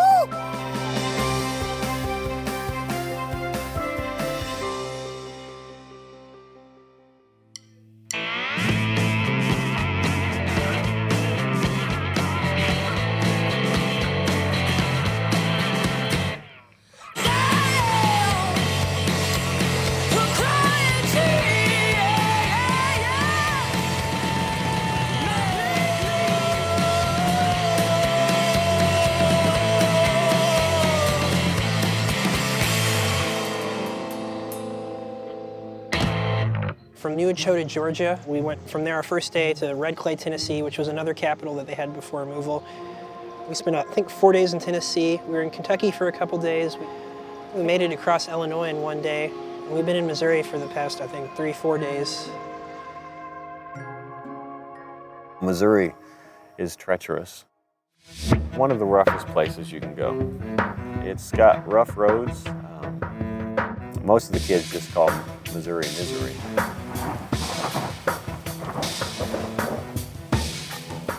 You're going through big hill changes, but not mountains, just constant hills. So you don't ever get any relief.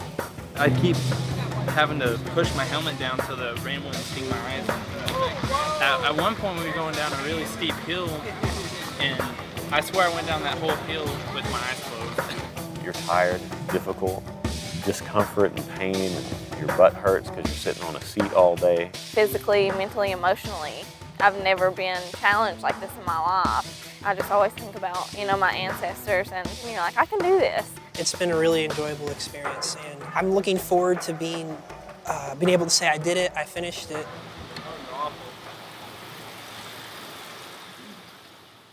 Most emotional thing was Mantle Rock. That was really emotional, just being under there and realizing that we're sitting where all of our ancestors are sitting. It's the largest, natural freestanding arch. What was so significant about that was it was where the Cherokees camped. They were waiting to cross the river because it was iced over, and a lot of them died there. When we got there, it was way more powerful than I ever imagined it would be.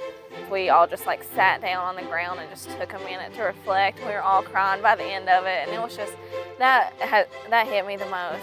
It was just really emotional, and I try to put myself in their shoes, and I can't imagine going through that. For me, it's always been that trail. It breaks you down. You're like, they made them walk where the buffalo herds were. It just kind of makes me a little angry. That was something very special. Just being able to lay there, and I laid down under the rock and knowing that they had laid there, 177 years ago. It was a sight to see.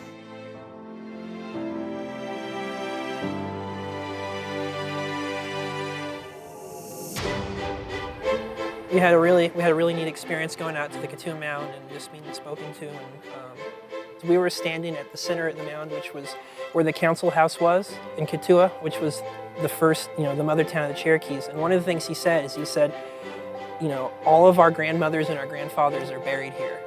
And that really sunk in, and I never felt connected to a place before like I had that, because, not just my grandmothers and my grandfathers, but everybody in that circle. The Cherokees, as they were leaving, they got one last glimpse of the mountains, and they turned around and said thank you to the mountains. And I felt that. I was like, whoa, it's amazing. I feel like I know so much more about where my people came from. We've all become one big family again, like we were at the beginning. We were all Cherokee, now Eastern Band and Cherokee Nation, but as a team and riding again, we're all just Cherokee. You see them changing, every day. They're starting to become different. They've experienced too much, and they're not the same little kids that we picked up in Oklahoma. When they ride back into town, they're a little more mature. They get the idea of the finality of life and the importance of each other and the responsibility of that.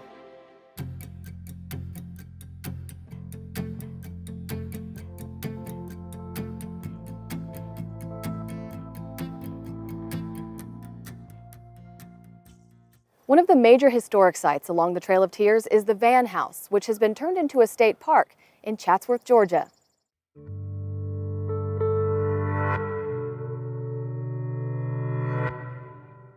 This is by far the best preserved historic Cherokee Indian home in existence. It's the home of Joseph Van.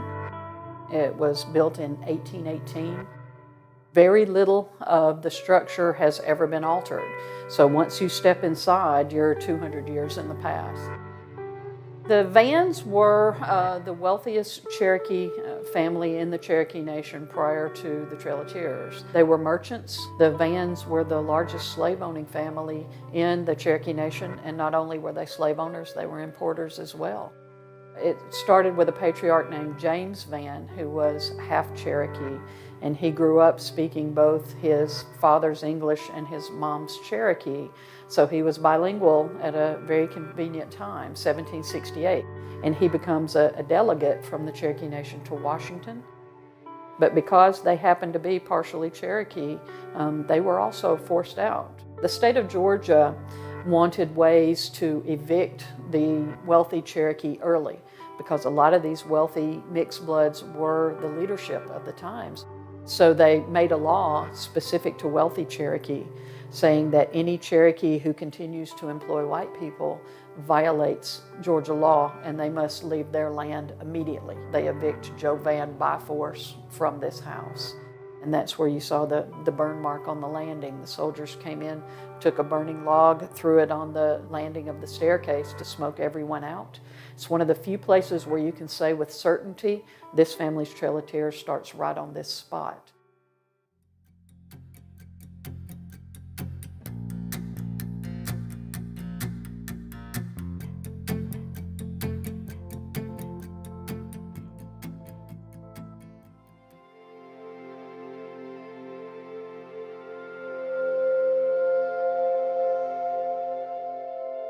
The Brainerd Mission Cemetery, a sacred acre burrowed in present-day Chattanooga, Tennessee, encroached by its busy streets and a bustling shopping center.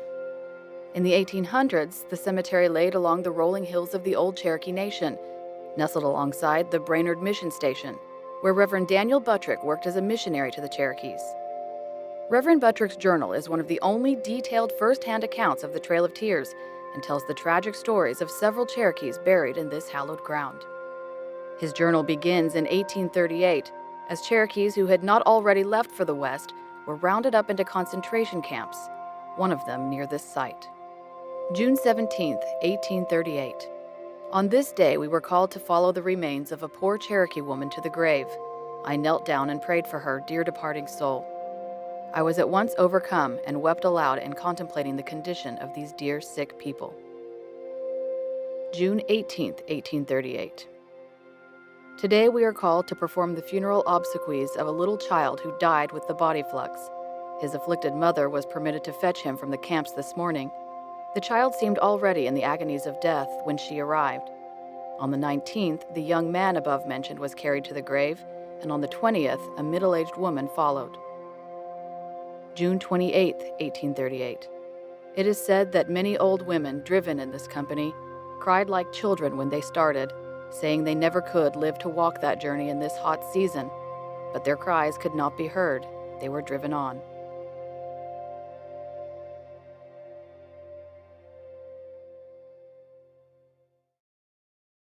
After weeks on their bike, the cyclists have made strong and lasting connections with their fellow riders.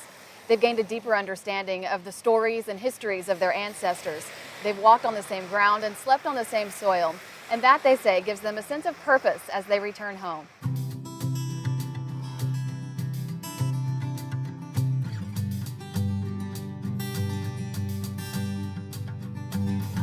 You have these immense feelings just coming out, and you don't know how to feel, and you don't know what to say, and you don't know how to think, and it's overwhelming at first, but then you get to the point where you're like, wow, I bet this is how our ancestors felt as well.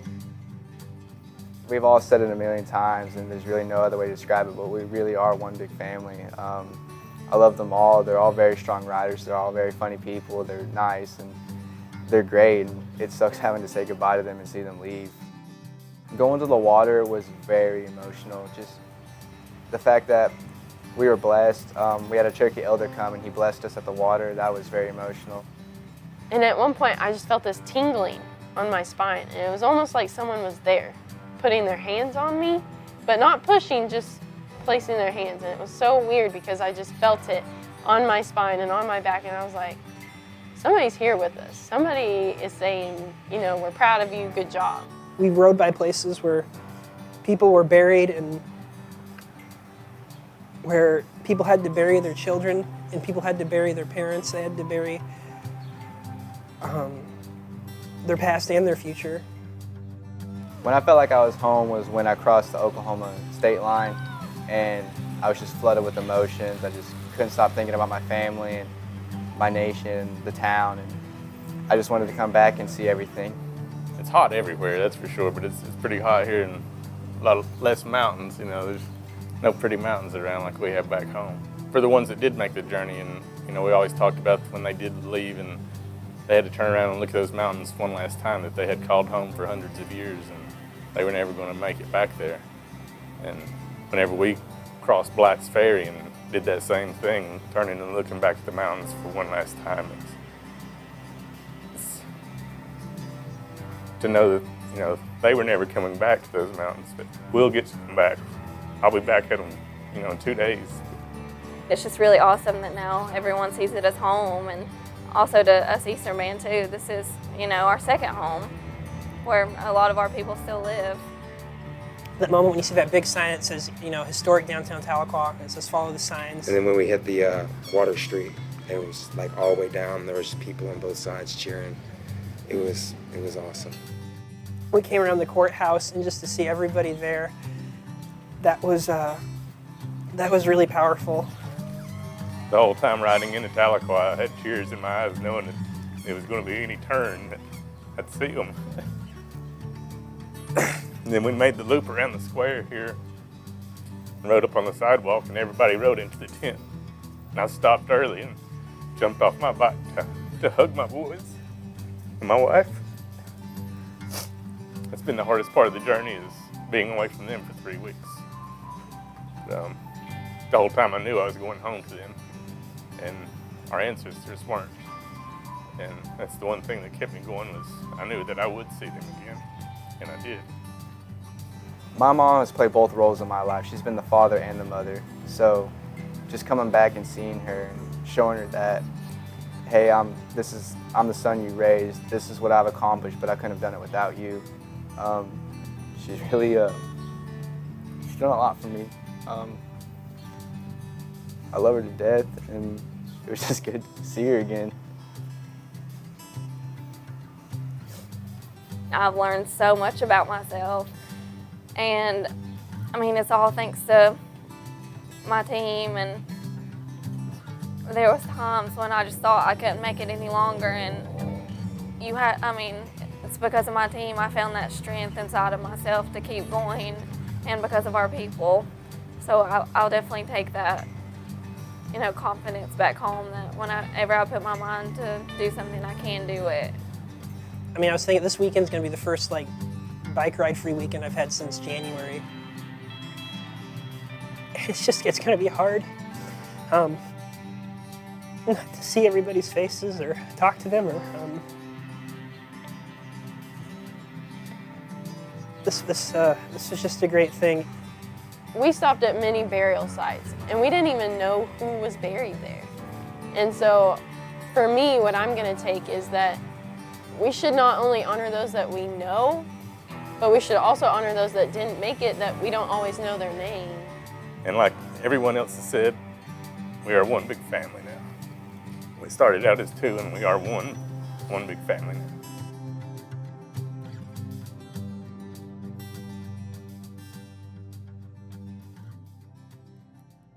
Before we go, on behalf of the entire OCO TV team, we'd like to say thank you to all of the writers from the Cherokee Nation and from the Eastern Band for sharing their personal experiences with us. It's only fitting that there is no Cherokee word for goodbye, because we know we'll see you again. So until then, wado, or shki.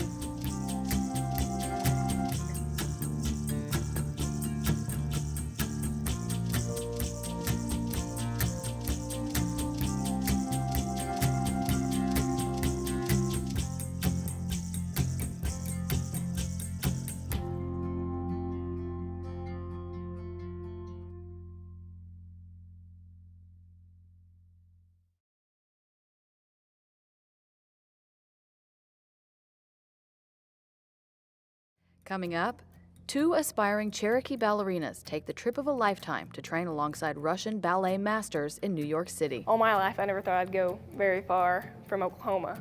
So to come here to New York is amazing. It's so cool, and I've had so much fun.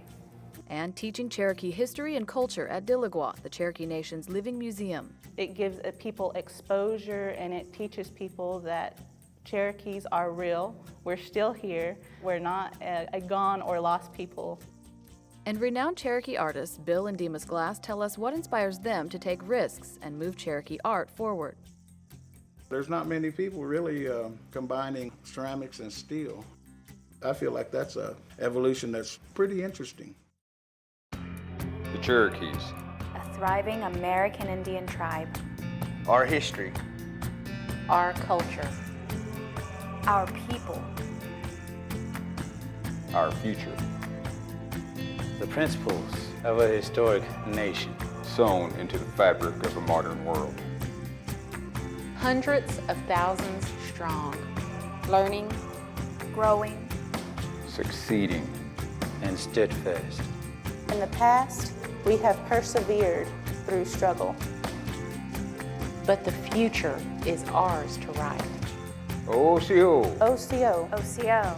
These are the voices of the Cherokee people.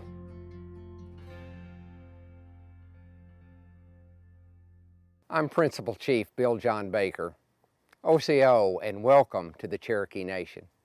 We're so proud to share our stories with you. Wado. OCO, it's how we say hello in Cherokee. Today we take you to New York City to witness a once-in-a-lifetime experience for 2 young Cherokee ballerinas. They were invited to train in an elite 3-week-long summer intensive, learning from ballerinas from the highly acclaimed Vaganova Russian School of Classical Ballet. The girls say the trip was a priceless reward for all of the hard work they've put into their art form.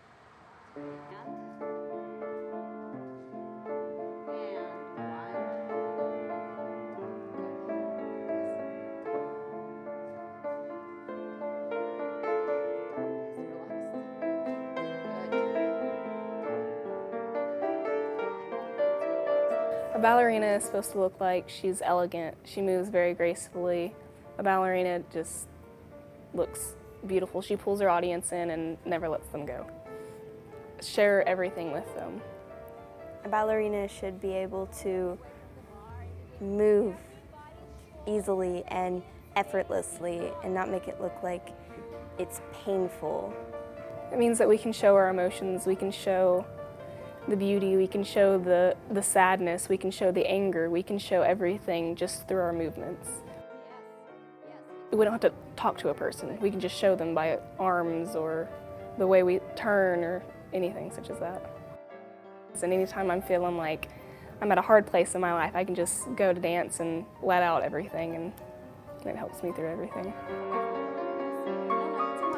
We are here for a 3-week summer ballet intensive for the Vaganova School in Russia, and it's called Open World Dance Foundation. We're just taking classes from people who have come from Russia in ballet, character. We've done a little bit of point, just all kinds of classes to get us ready for our future. It's a really big opportunity, and you can only do this once in a lifetime. It's just a really good experience, and you can say, oh, I was taught by the Russians. Bum, bum, bum, and 1, and 2, and 3, and 4, and stay. I graduated from Vaganova Academy of St. Petersburg, Russia. My teachers were last students of Agrippina Vaganova. Academy is named after her. I was very, very lucky. I had 6 students of Vaganova in my life. They were my teachers and coaches. Vaganova was a dancer herself. What Vaganova did, while she was raised herself in Chiqueta method, and then she studied French, she took the best of both worlds, combined them, and through her own experience as a dancer, came to understand that there are some things that can be left, out in Italian and in French schools, and then combined and brought together her own, what came to be as a Vaganova method. Any really world company that's anybody world famous, you're going to go, and it doesn't matter where they dance, but you're going to go, oh, you are from St. Petersburg or from Moscow. Oh, yes, okay, that makes sense. We had quite a few auditions, and we allowed in only kids who really want to learn. I wanted to make sure that we give an opportunity to those who really would want to learn and who have a lot of questions about this rare art form, because we have the answers to those questions. I started at the age of 6. Ballet, it was a better way for me to express myself, and it's a lot of fun because I've made so many friends and I can always go to dance and be with them. I started when I was 6 as well, and the reason I started was because I had been diagnosed with myasthenia gravis. We knew that there was a problem, and we went and seen the pediatric neurologist, and he came to me with a big old stack of books and told me he knew what was wrong with her. He told me in 80% of cases that it would continue to get worse, and it would, basically it's just their muscles the voluntary muscles are not being able to be controlled. They just quit working. And so I said, what can we do to keep her, to keep these things going? And I said, she's been taking ballet. She wasn't real serious, but he said, continue that. That's kind of how we stumbled into ballet. And she's, I guess what they would say, in remission. She's never had any more symptoms other than those at the very beginning. So we just try to keep her healthy and keep her going. Since I've been here, I've done a lot of walking. I've met some very interesting people, and I've done a lot of amazing things and seen amazing things. All my life, I never thought I'd go very far from Oklahoma. So to come here to New York is amazing. It's so cool, and I've had so much fun. The thing that I most miss about Oklahoma is seeing grass and trees. I'm tired of seeing concrete.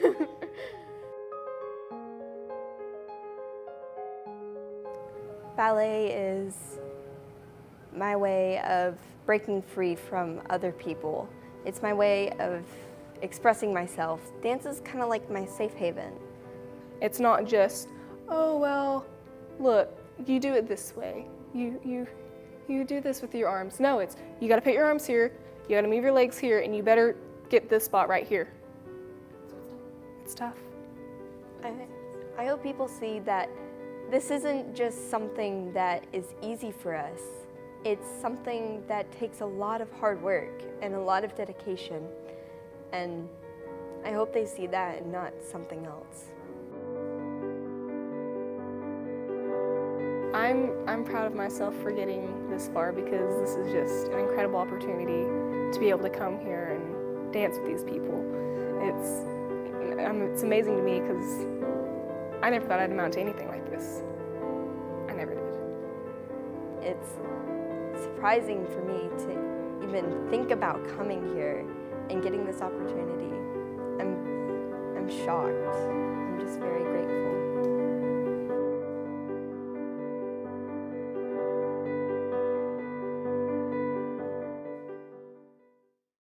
Nearly 20,000 Cherokee Nation citizens voted in this year's elections, re-electing Principal Chief Bill John Baker to another 4-year term. Baker, who is from Tahlequah, got 52.6% of the vote, so no runoff election was needed.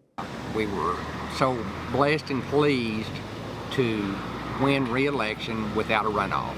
It gives us the opportunity for continuity, gives us the opportunity to build on the successes that we've started.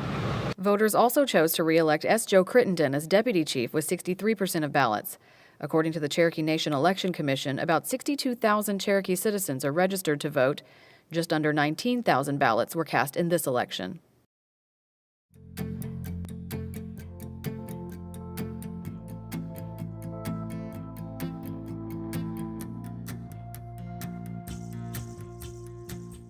Today, there are more than 500 federally recognized American Indian tribes, each one with its own unique history and culture.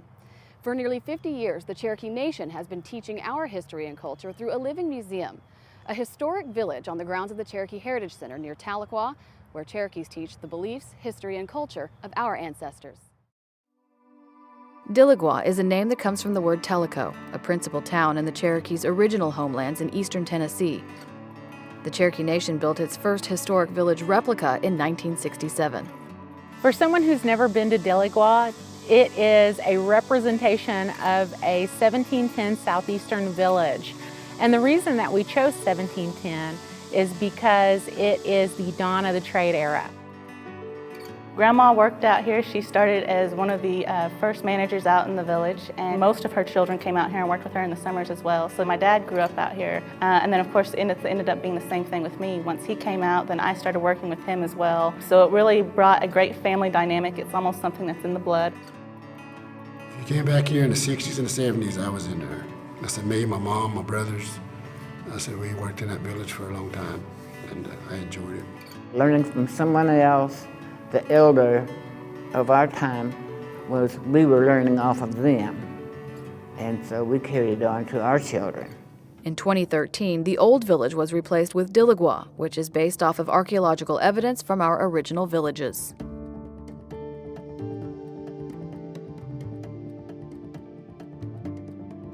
What we're trying to do is pass this on to future generations, finding people who are interested in it. And that's what we've created Dilligwa for, to bring everything back into life. Now we're trying to get with sight, sound, touch, smell, trying to involve all the senses when they come here and see this village. The visitors who come here come from all over the world. We have school children. We have people who come out of nostalgia. They're bringing their grandkids here after having visited when they were children themselves. We were here 49 years ago, and then this is improved. We haven't been back. And this is a tremendous improvement over what it was over the years. We're from Los Angeles, California. A lot of times we go to these small towns around the United States and we go see their little museums, and they all have a lot of cool stuff to see, but this one definitely had way more to offer than a lot of those small little museums that we visited while we're traveling through the country. Dilligwa actually makes a big difference teaching the Cherokee history and culture. A lot of people who have come through over the years, especially on my tours, have repeatedly said that they learned more in the 1 hour that they spent with us out here than they did in all their years of history classes in school. You know, you learn things out here about Native Americans, Native American culture that you're not going to learn in your regular everyday to-day life. It gives people exposure, and it teaches people that Cherokees are real. We're still here. We're not a gone or lost people, and I think that it gives so many people, and even our own Cherokee people, it gives them an opportunity to come through and learn more. It's an opportunity to get to ask questions, usually with people who are very ready and willing and excited to help them out with gaining them more knowledge. Part of the reason why everyone loves Dilligwa is Cherokee people framed in a very small historical moment. They are framed in almost kind of a box, and it's very palatable for a lot of people who don't have any experience with Indian people or with Cherokee people either. For little kids always want to know where the teepees are. And I say, well, we didn't have teepees. We lived in houses like this. Well, we still get a lot of people who come through, and their idea of an Indian is they have one idea of an Indian. They don't think of Indians as individual groups. They don't think of the Cherokee, they don't think of the Choctaw, and they don't think of the Comanche.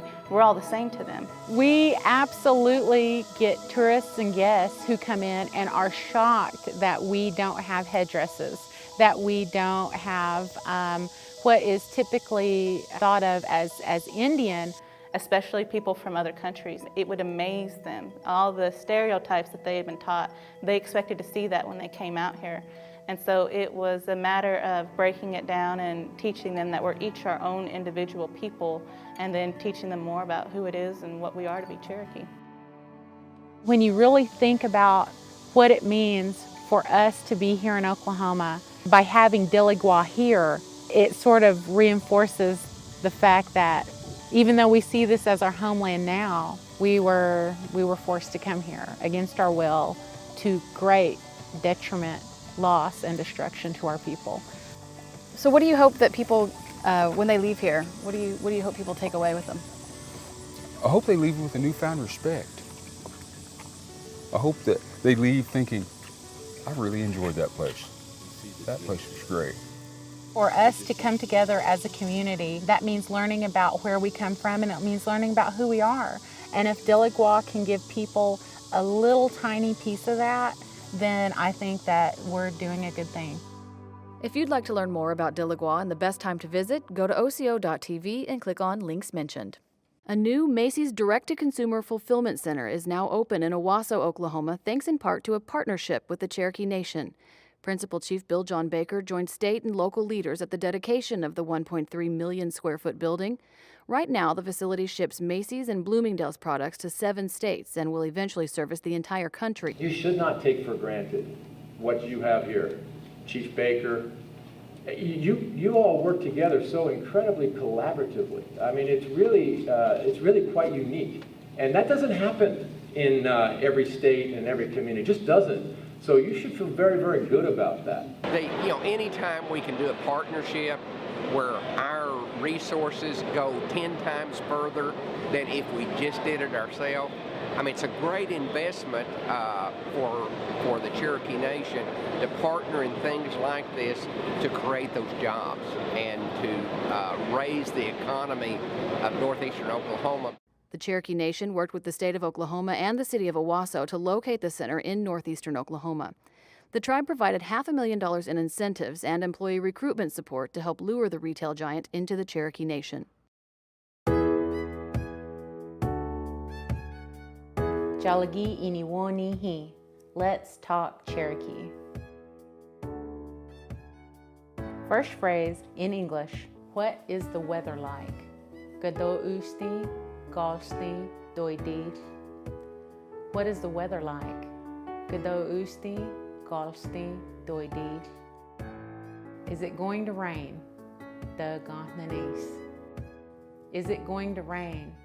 The gathnanis.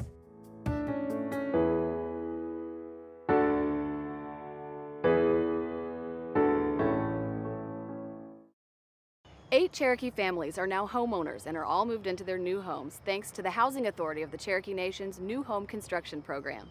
The 8 homes on the southwest edge of Nowata were built on vacant property the county owned but donated to the Cherokee Nation. The tribe decided to use the land for its housing program started by Principal Chief Bill John Baker in 2012. Chris Nicholson's family is growing, and he says this home could not have come at a better time.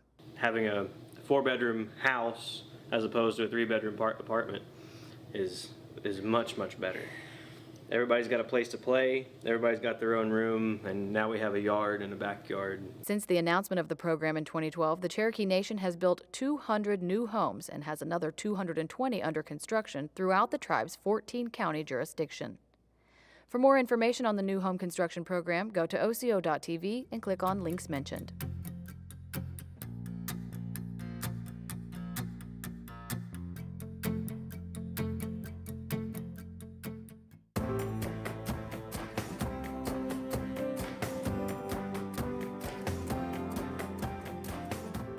It was June 23, 1865. Brigadier General and Cherokee citizen Stand Watie signed a ceasefire agreement from his post in Dokesville in the Choctaw Nation.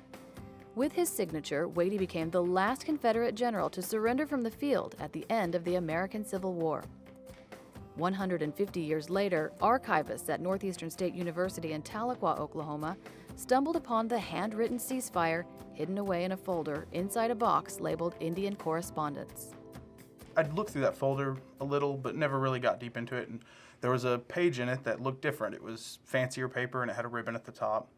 And so I just pulled it out because it wasn't it just didn't look like the other materials that were in there. When I flipped it over, there were a lot of signatures on the back page, including Watie's and a couple others. On the left of the document was the date June 23rd, 1865. I was super excited. My eyes filled up with tears. I was like, this is it. I think this is it. You're looking at a treaty that ended the Civil War. Confederate General Robert E. Lee surrendered to Union forces on March 29, 1865, but historians say the Civil War officially ended for the Cherokee Nation when Watie signed this treaty and his unit of Confederate, Cherokee, Osage, Creek, and Seminole Indians disbanded.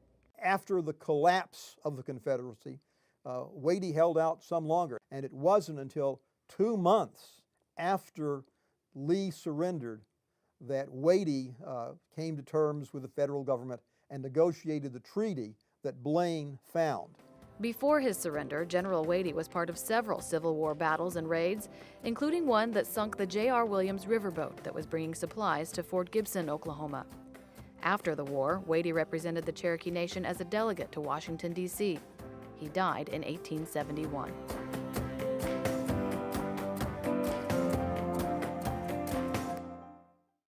The newest Cherokee Nation casino is open for business in Roland, Oklahoma, and tribal officials say the casino is already bringing hundreds of new career opportunities to that region. The $80 million development is creating hundreds of new jobs with its expansion. Tribal leaders say that growth will improve the quality of life in the Roland area, not just for Cherokees, but for everyone. When you do something like that, I mean, those people, they work here, they live here, and they spend their money in the area, so it should be a real boost to the economy.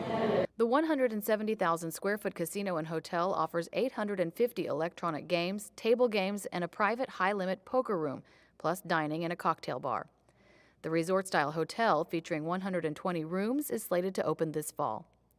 The Cherokee Casino and Hotel Roland is located off Highway 64 on Cherokee Boulevard in Roland.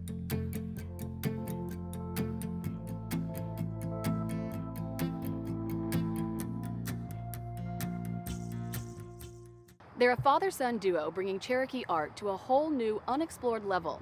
Bill and Demas Glass are already renowned artists, and with each new public art installation they create, they hope to influence even more people, speaking to them on a level they say everyone can understand.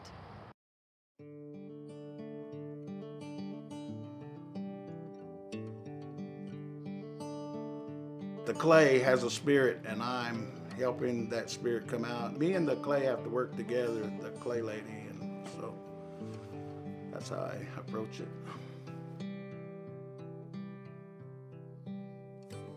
My name is Bill Glass, and I'm a Cherokee contemporary ceramist. A ceramist is anybody that works with clay. I'm a contemporary ceramist because I use various equipment, potter's wheel, electric kilns, but I still combine that with the traditional techniques also. I just use any technique that I can figure out, maybe sometimes invent to try to achieve my vision. I was born in Tahlequah, went to school at Central State, and I made the commitment to be an artist, and I went out to Santa Fe and studied there for 2 years at the Institute of American Indian Arts. And that's when I really pushed myself to learn more about the Southeastern style of artwork. And that's our prehistory. It relates to all of us.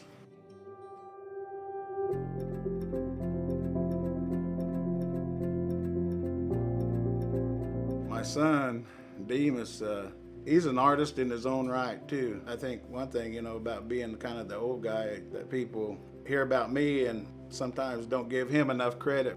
When he was young, I took him to all the art shows. He studied art, fine art, and came back, and I made him a deal. If he wanted to share a studio, we'd expand the studio, and we'd both become partners. If I'm gonna have a studio, I might as well be close to the place where I work, because then I can get up and go over there. The way I saw my dad working as I was growing up, he always lived right there close to the shop so he could get out there and get to work. I always had various art projects going on. My dad would have me making stuff, or there was a lot of times I would be hanging out in the studio, building art pieces. And this is an early art piece. It made it throughout the years, so that's good. That's something I always try to create, is longevity in what I do. Also, he taught me a lot of things that were interesting, mixed media type things. It wasn't just ceramics. Sometimes it was rigging up my car, fixing, doing some rigging on some stuff. So, that kind of taught me different applications.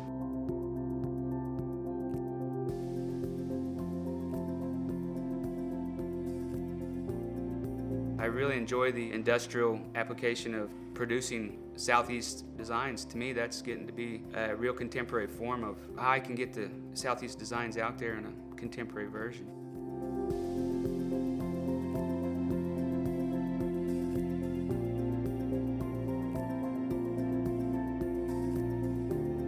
My pieces were limited to the size of my kiln. With Demas involved, he can build armatures out of metal, and I can do my pieces and attach it to the metal.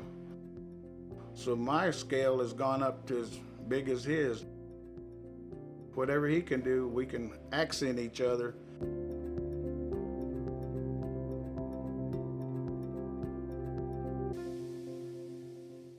There's not many people really combining ceramics and steel. I feel like that's an evolution that's pretty interesting.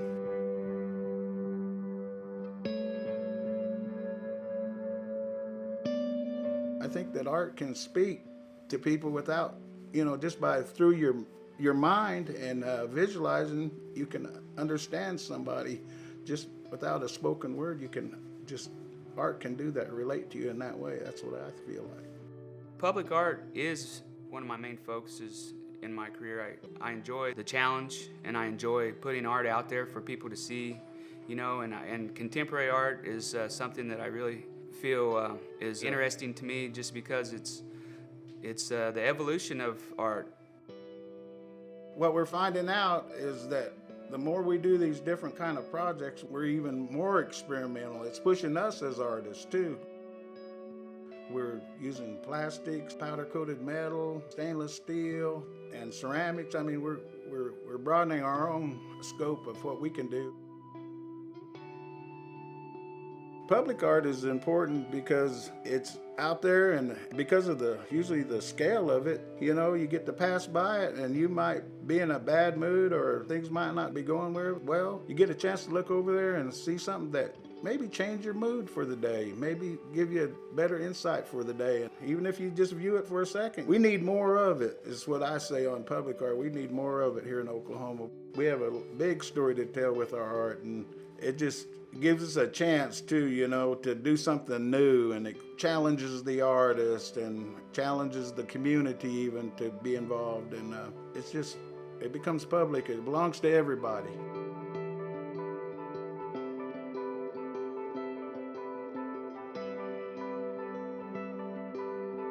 I had some people from Switzerland track me down and come by and to pick up a piece, and I had a towel over it, and when they came in and I pulled that towel off and they started crying, that's good. Makes you really happy. Next time on OCO, Voices of the Cherokee People, raising gourds as art. We sow seeds with Cherokee gourd artist Verna Bates and watch how she creates cultural masterpieces from nature. We hope you enjoyed our show, and remember, you can always watch entire episodes and share your favorite stories online at oco.tv. There is no Cherokee word for goodbye because we know we'll see you again. So until next time, wado.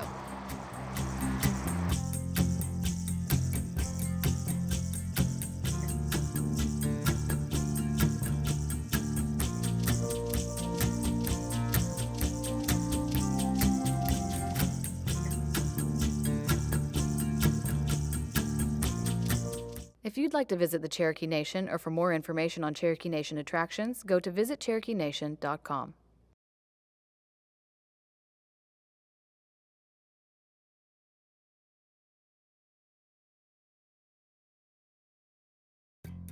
Coming up, the designs that I use, the ancient ones, that's art that someone hundreds of years ago made. And so all I'm doing is duplicating, so to say, what they've done, and I'm showing off what good artists we had beforehand. Cherokee gourd artist Verna Bates unmasks the inspiration behind her award-winning designs. And Cherokee fashion model Colby Britton goes to work in the Big Apple, chasing big dreams. I just try to live every day and just realize that I'm really blessed with what I have, and that, if something big does happen, then, that would be amazing. And his gentle voice carries a strong message. What I really appreciate about what I do now is I get to listen to the elders. I hear a lot of stories from the elders, and I can relate to a lot of their stories because I grew up that way too. Cherokee speaker and radio host Dennis Sixkiller archives Cherokee history, culture, and traditions from the mouths of our elders. The Cherokees. A thriving American Indian tribe. Our history. Our culture. Our people. our future. The principles of a historic nation. Sewn into the fabric of a modern world. Hundreds of thousands strong. Learning, growing. Succeeding. And steadfast. In the past, we have persevered through struggle. But the future is ours to write. OCO. OCO. OCO. These are the voices of the Cherokee people.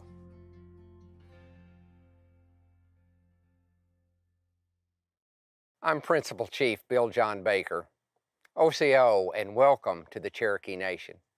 We're so proud to share our stories with you. Wado. OCO, it's how we say hello in Cherokee. In this episode, we'll take you from rural Oklahoma to the streets of New York City and introduce you to 3 Cherokee Nation citizens leaving a mark on the world around them. Colby Britton grew up in the Cherokee Nation, but work as a model took him to New York City. We were there with Colby after his first big break into the fashion and modeling industry.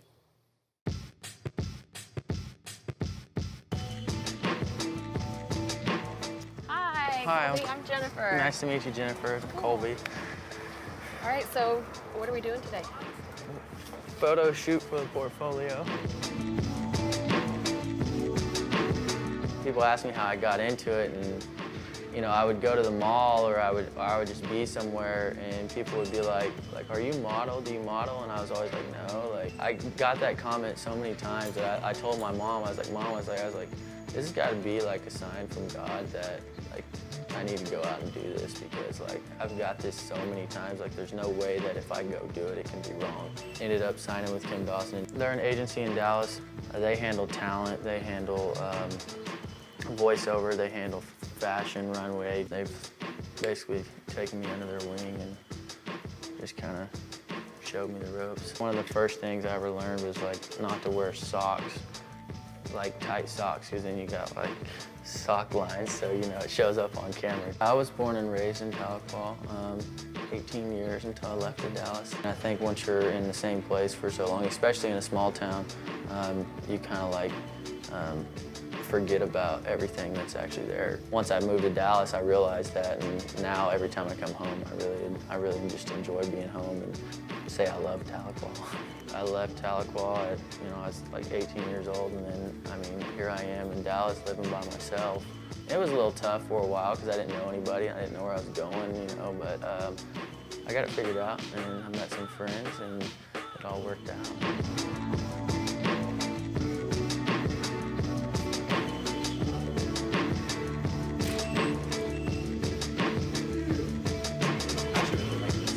It was really slow at first, and I was kind of worried about it.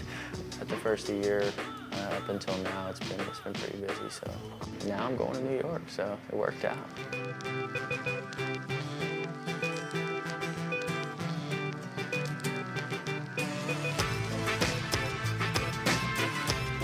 Starting out in New York as a new face, you have to put in your time and build yourself up. I've been here for less than 2 months, and I've worked several times. I've got a couple clients that I've been working for repetitively, so that's really good too.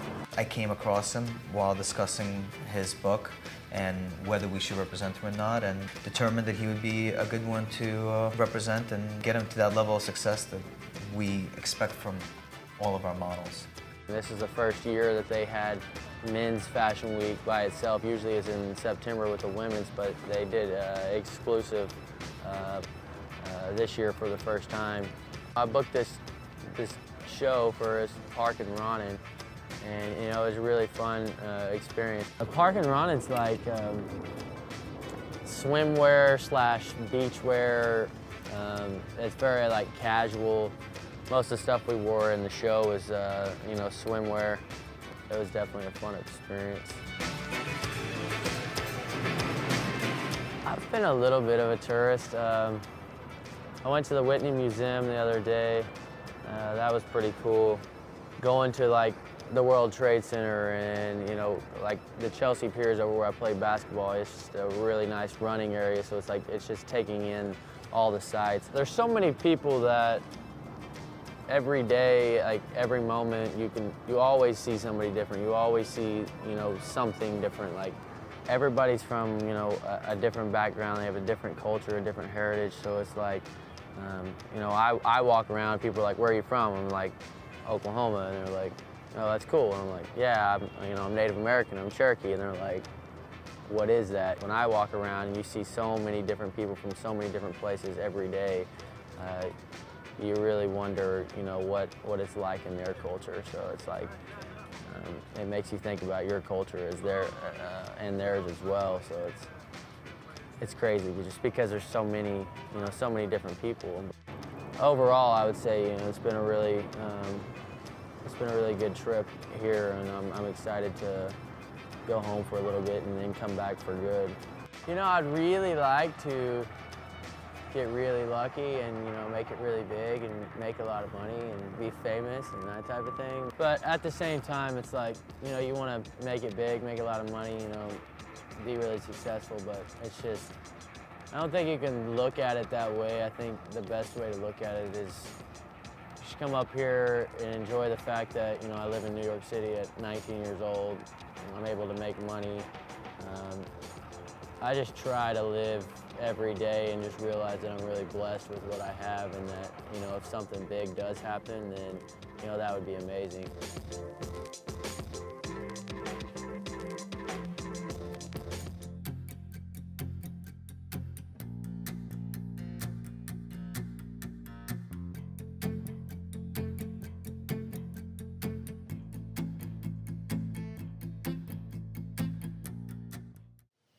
Verna Bates is well known throughout the Cherokee Nation as an artist with her hands in all different kinds of art.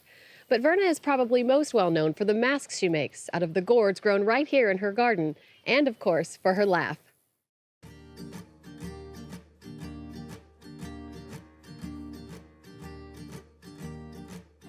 Grandmother could speak, she was fluent. And my Cherokee name, she gave it to me when I was born, Gataya, and a lot of people will ask me, what does it mean? And I would love to be able to tell them that it means something romantic like babbling brook or what have you, but it simply means Verna.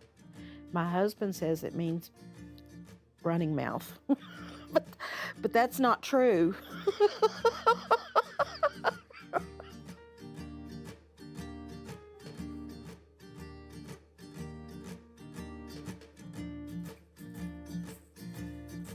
I'm Verna Bates, and I'm a Cherokee artist specializing in gourd art.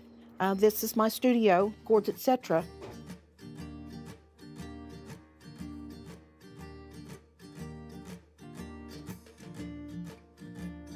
I have 5 siblings. One of them was working as an artist. She brought me this dipper gourd, and she handed it to me, and she laughed, and she said, here, see what you can do with this. Turned around and walked away. I put it up on a shelf and left it there. It probably laid there for close to a year. And then one day I take it down, cleaned it up, and that was the beginning.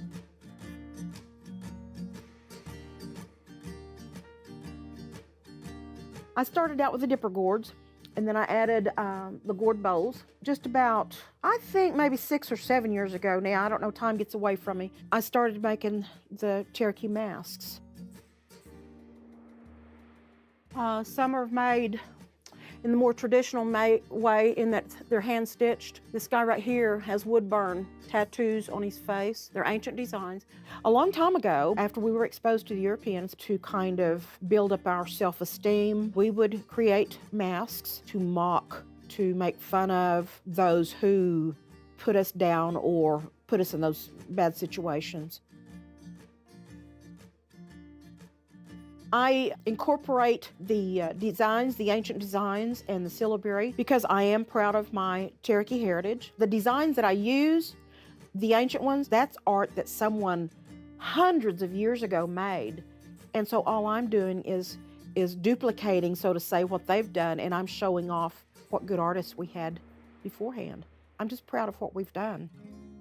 When people come to visit me here, if they buy a piece of art, wonderful. But if they don't, because of the stories, because of the designs, what have you, and the information that I give them about this, if they don't buy a piece of art, they're still leaving with some education. So it's not just being an artist, you're being a teacher, so you need to know what you're talking about. My husband has been awesome, and he gets out there and he does all the tilling and the weeding, and he's grown all my gourds all these years since then. Myrna has a contagious personality. Very sincere, very enthusiastic about everything she does in life.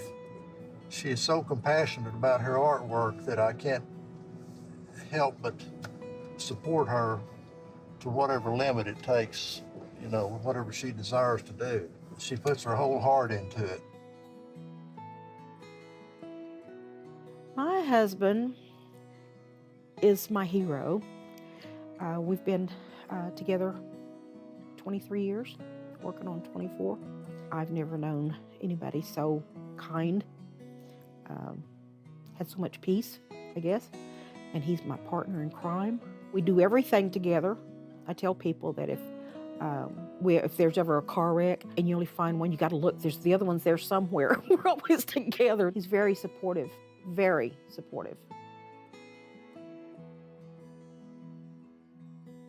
He's not only supplied me with my gourds, we have visitors that come and purchase these from us. This year, we decided to grow some heirloom dipper gourds. An heirloom, it is an old variety. It's part of your past. So it is, yeah, it's very special. I have 4 grandchildren. The 2 younger ones, Tanner and Tucker, are following in my artistic footsteps, if you will, and I can't help but just beam with pride. I'm amazed at how much they improve each year. If I don't teach them about their culture, their heritage, their history, it's going to get lost. I want them to be excited and know as much as they can possibly know about themselves so that one day when they're adults, they can pass this on to their children and grandchildren. I love what I do. There's never a boring moment. Before I go to an art show, my heart still just flutters. I'm still so excited. And I still say that when the time comes that I no longer get excited about the arts, I'm going to quit, and I will. But until then, I'm hanging in there.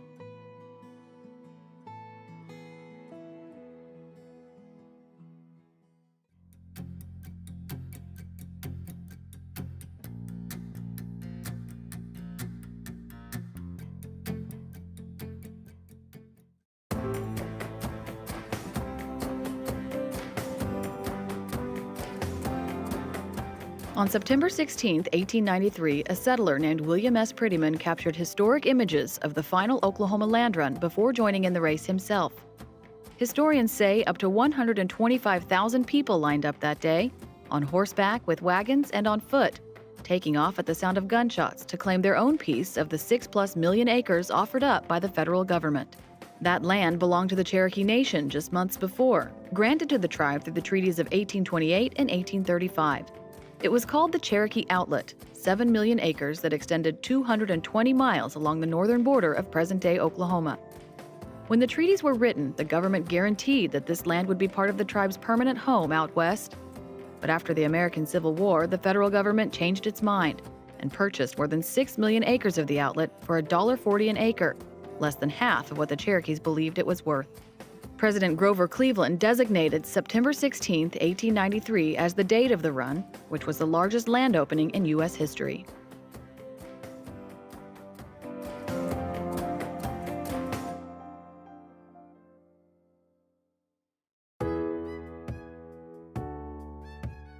Jalagi Iniwanihi.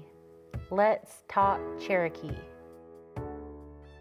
First phrase in English. Tell me in Cherokee. Jalagi ha hino hurling. Tell me in Cherokee. Jalagi ha hino hurling. Say it again. Sigwu jinihiwi. Say it again. Sigwu jinihiwi. Say it slow. Uskanoli niwi. Say it slow. Uskanoli niwi.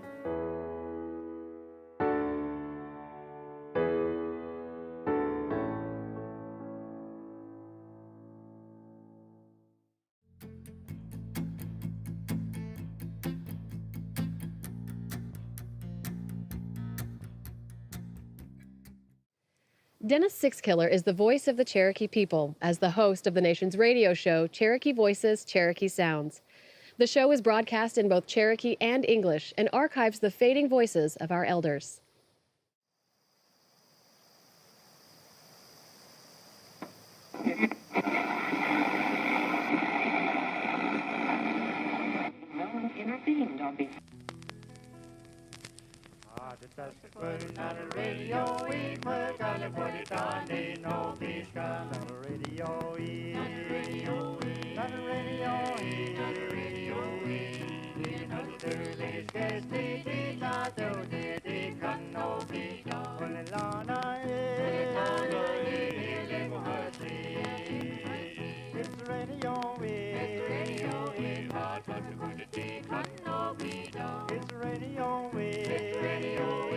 My name is Dennis Sixkiller, and I'm a translator specialist, and also do a radio program called Cherokee Voices and Cherokee Sounds.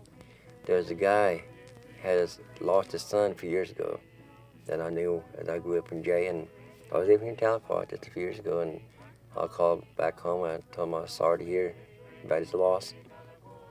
And he said, "Dennis, what do you do now?" I said, "I do translations and I do a radio program for Cherokee Nation." He got quiet for a second and said, "How'd you get so smart?" I said, "I didn't." I said, "I have a lot of people fooled." Because he remembered the way I was back then. Årstiden är där nere. Älskat. No, din där jag är. Jag är så I need to like a nigga can you make it. But I never dreamed I'd be doing what I'm doing now. But what I really appreciate about what I do now is I get to listen to the elders. I hear a lot of stories from the elders, and I can relate to a lot of their stories because I grew up that way too. I was born and raised in Jay, Oklahoma, in a 2-room house. There was 7 children and with our parents. And we didn't have no running water or any electricity. Actually, when I was a kid, it wasn't too bad because I didn't know a whole lot better than that. When I think about it now, it was rough, it was hard. And every time we got in trouble, one of us got in trouble like that. He would sit us down and lecture us in Cherokee, all in Cherokee, and I used to hate that. I was like for hours, but it's probably about 5 minutes or 10 minutes or whatever at the most, But man, that was worse than getting a spanking.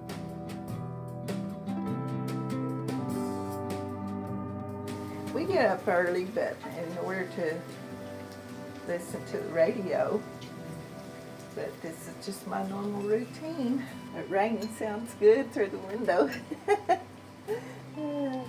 It's really good. We try not to miss it. I used to work on Sunday mornings, and just right before I left, Dennis would start giving the words out, and I'd run and I'd get paper and copy it. Then out the door I would go to work.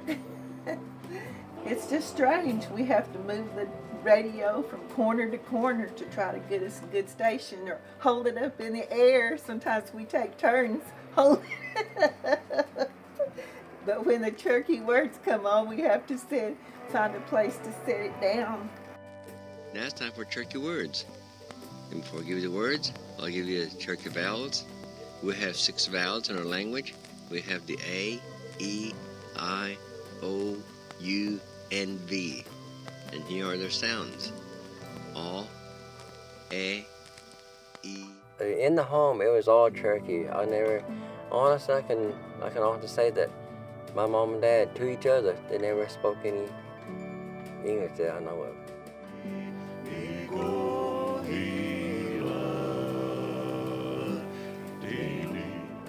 They go in here, Cherokee songs, all the songs on the radio are in Cherokee. I like to keep it that way because a lot of people do appreciate these songs.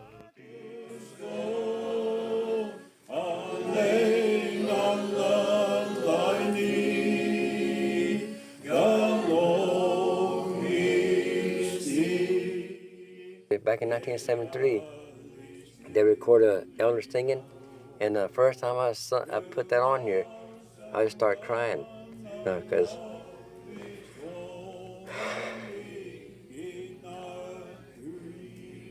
because I thought about all of our elders, you know, how they're going on, and I could still hear them singing. And still see them sitting there. And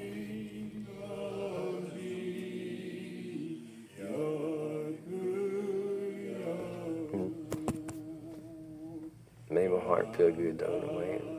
But on the other hand, it's sad. And because one was my uncle, was Sam Hyder. And he could really sing, and I just missed those times, you know. That's about all I can say about that. It was really touching. Something to think about, though, isn't it? And that's why this program is so important to me. That's it. Well done. Well, you know what time it is. Time for us to part ways again already. Goes by pretty quick, doesn't it? And I want to thank each and one of you for tuning in today to join me. I always appreciate that. And call in sometimes and let me know about it. If you're a speaker, call me, and if you want to talk on the radio, I'll sure come to your house and visit you. We can talk all the Cherokee you want. You might want to sing a song or two if you're a singer. Had a little bit of rain this year recently, and it's always good to have rain. I wonder why it always rains right after I mow my lawn. Sometimes I wonder. I guess that's how it goes sometimes, isn't it? Until next week. Please take care. Well done.